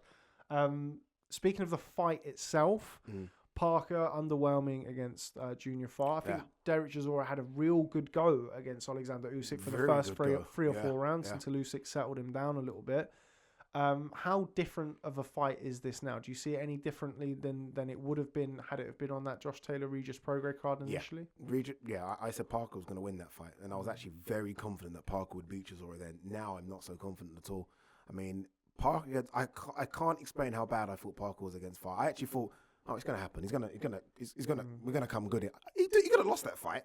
The scorecards were embarrassing. Embarrassing. He could have lost that fight. And Chisora just looks like a new and improved version, doesn't he? Let's be honest. I think Chisora could get the job done. Yeah, I think he could as well. I think the Andy Lee link up for Joseph Parker is very interesting. Yeah, got a lot of time for Andy Lee, as everybody Andy Lee's has. a Everybody great, loves Andy Lee. Who doesn't? Like him, yeah. Has been part of the training team for Tyson Fury, of course, as Paddy Donovan, and he lived with Emmanuel Stewart for the best part of a decade. I'm sure he would have learnt a few things from Manny. I just don't think it's quick enough. I don't think you can change. It's like a 6 to 8 week camp. Yeah. So Parker is what he is at this stage of his career. 4 fights as well. of him, yeah. I feel that this is more of a crossroads fight for Joseph Parker than it is for Derek Chisora. Massive. If Joseph Parker loses this fight, I really don't know where he goes. Joseph Parker's done, like, the team, they've done so well to even get this career out of Joseph Parker. And I'm not trying to say I don't think he's talented, because I do. But world champion, he's been in a couple of massive pay-per-view fights. I mean, Huey Fury over here wasn't a big pay-per-view fight, but it was on pay-per-view. Let's not forget. Remember, it was on like YouTube pay-per-view. I paid for it. I I paid for all of them, man. Like, I do pay for all of them. Yeah, the Dillian Whyte fight, and now he's another pay-per-view fight. And obviously the one in New Zealand was huge in terms of financial awards. So he's done very well. And I'm like you, I kind of feel like this is him. He's not going to be that aggressive fighter that I'm asking for. This is just how we fight. That's it. Yeah, and I think making all of that money, he became a viral sensation. I mean, he's had his outside of the ring problems that I'm due to speak to him about on when the time is right. Obviously, with things like that, it's not necessarily boxing related, so Yep. I don't really feel comfortable talking about it until I've spoken to him. But the outside of the ring issues that he's had in recent weeks, and that could work it to his detriment in this. He's got a lot of things on his mind. Is he over here already? He's in Ireland with Andy Lee. Okay.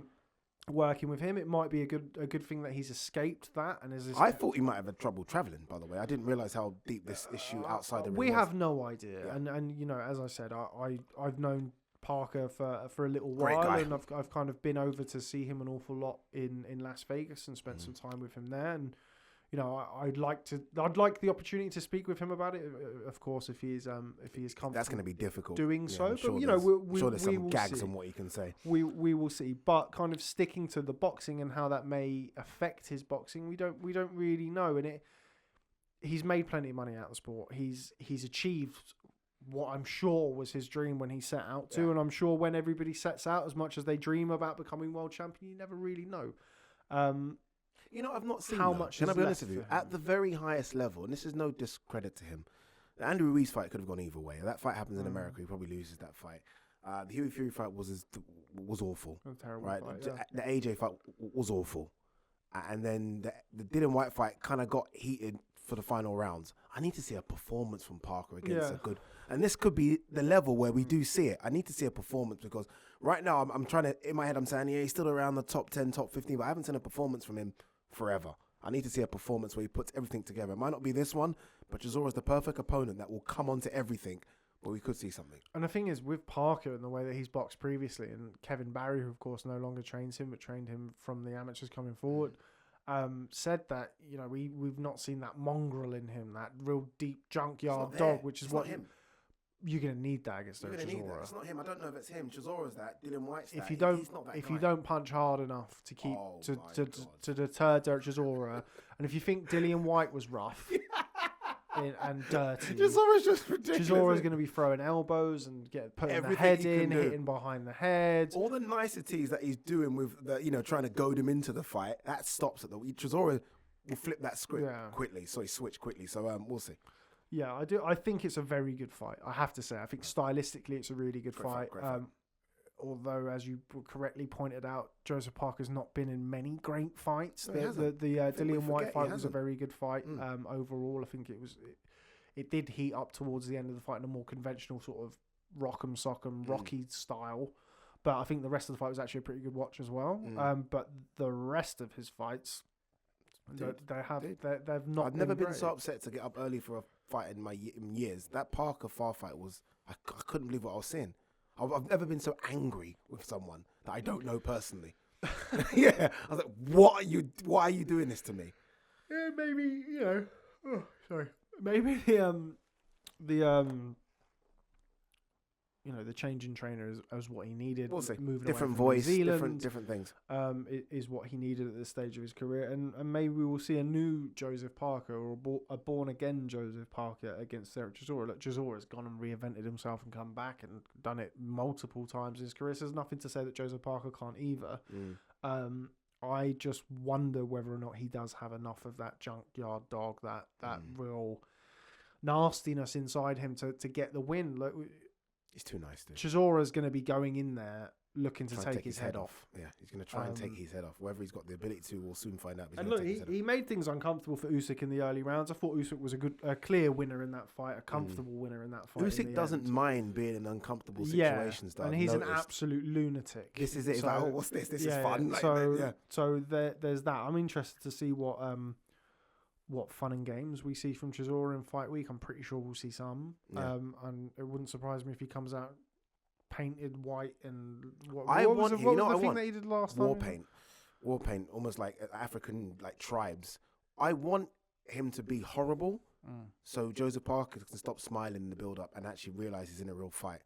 Forget. Well, I think he'll know that. It's just whether or not it's in it. No, but they're friends, aren't they? They're kind of nice, and it's all like, I'm phoning you, and hey, Joseph, I'm filming you and talking. I don't want that. I want as you mentioned, Chisora's more than capable of kind of lulling him into that false sense of security and then going and switching on him. I don't know who's training Chisora for no this one fight. knows. He said himself that I've got a new trainer in, so no one knows. Interesting. I think, at this stage of his career, I always felt like also he kind of is what he is. I'm about to say that whip him into shape, and let him go. Literally wind him up and let him go. Because that's all he's going to do. There's going to be no nuances to what. There's not going to be. He's not going to triple jab, is he? Go in there, throw loads of punches, and just try and grind past. His gas tank for someone that the size of him, was he 260 pounds? Unbelievable. He can literally go like that for 12 rounds. I do think he blew himself out against Usyk. I think he was knackered after the first 4 rounds. He put a lot into those first 4 rounds. I don't know, David Hay can say, he can do that for 15 rounds. No, he can't. We're going to hear a lot of chat from David Hay in fight week. He is going to be selling the He's already started. I know. Where is he right now? The Bahamas or something? He's already started doing little IG clips about this and that. Yeah, he's going to be really selling. So, and look, I think, with the greatest of respect, I think he needs to sell the card. I don't think the card is as strong as it should have been. The fight is not as high a level as Usyk-Chisora was. Alexander Usyk is one of the best pure pound-for-pound fighters in the world. But look, Joseph Parker has good name brand over here. He's well known to the boxing audience from the Joshua and the Whyte fights. So it could well do well. And Eddie said, look, if it hits the numbers that it's already tracking to hit, then it is pay-per-view by definition. If it does the amount of... And that's kind of the way that they work it out. It will do around 200, 250,000. It will do that. We'll see. And look, there's no real way to find out what it actually does anyway. Like the barb figures are all an estimate, and what you get is all what you get depending on who you listen to. But to be fair, May 1st, isn't it? So the fans will be back in. There will be a limited amount of fans back in May 1st. So it will do ticket sales as well. And I think the fight will do well, and it's always the way as well with Eddie. It's always a case of when people slag off the pay-per-view, it actually goes all right. Actually, I do wonder if Campbell Hatton will be on it again as well. Yeah, potentially. Yeah. Why not? I know I asked Eddie about Jazza Dickens versus Kid Galahad. That was earmarked as a fight for that card. He said that MTK, of course, won the purse bid for that, and it's up to them to really decide what they want to do with it. Interesting. But they're interested in the fight. They'd like to have the fight on. I don't know whether or not it's something that's kind of part of the fallout from the Josh Warrington Kid Galahad situation that's potentially preventing that. But I mean, on the face of it, at least MTK have won the purse bid, so we have to see what happens with that fight. But yes, that is Derek Chisora versus Joseph Parker. I think we're about there. It's taken us a little while. It's been a long podcast today, but had to make the most of you while you don't have to run off to talkSPORT. Always a pleasure to have you in. Kind of took the piss, if I'm honest with you, because I did say I'm not done by 11 and we've stretched it to 12:30. I said another 10 minutes. You've taken another hour 34 out of me. I'll pay for your Uber. Thank you. It's on camera. But no, thank you very much for stopping by. Always fun, Rob. I enjoy it. Always fun. Always a pleasure. Calm me down after an interesting... I've done quite well, actually, to bring out a little smile at you. Yeah, a couple of laughs. Do you know who you are? Always a pleasure. Thanks very much for stopping by. Top man, dude. Social podcast. Up next, I am going to be joined by unbeaten cruiserweight prospect contender star of the future, Mr. Richard Riakporhe. Will be stopping. Best looking man in boxing. The best look. He's out there. He's out there. Yeah, he's out there. Yeah. There we go. That's probably why you said it. But anyway, Yeah, Richard Riapple will be joining me in the booth up next. Thank you very much for stopping by to episode 15 of the Boxing Social podcast. With me, your host, with him, your co-host, Ade Oladipo. Thanks very much for stopping by. We'll see you next time.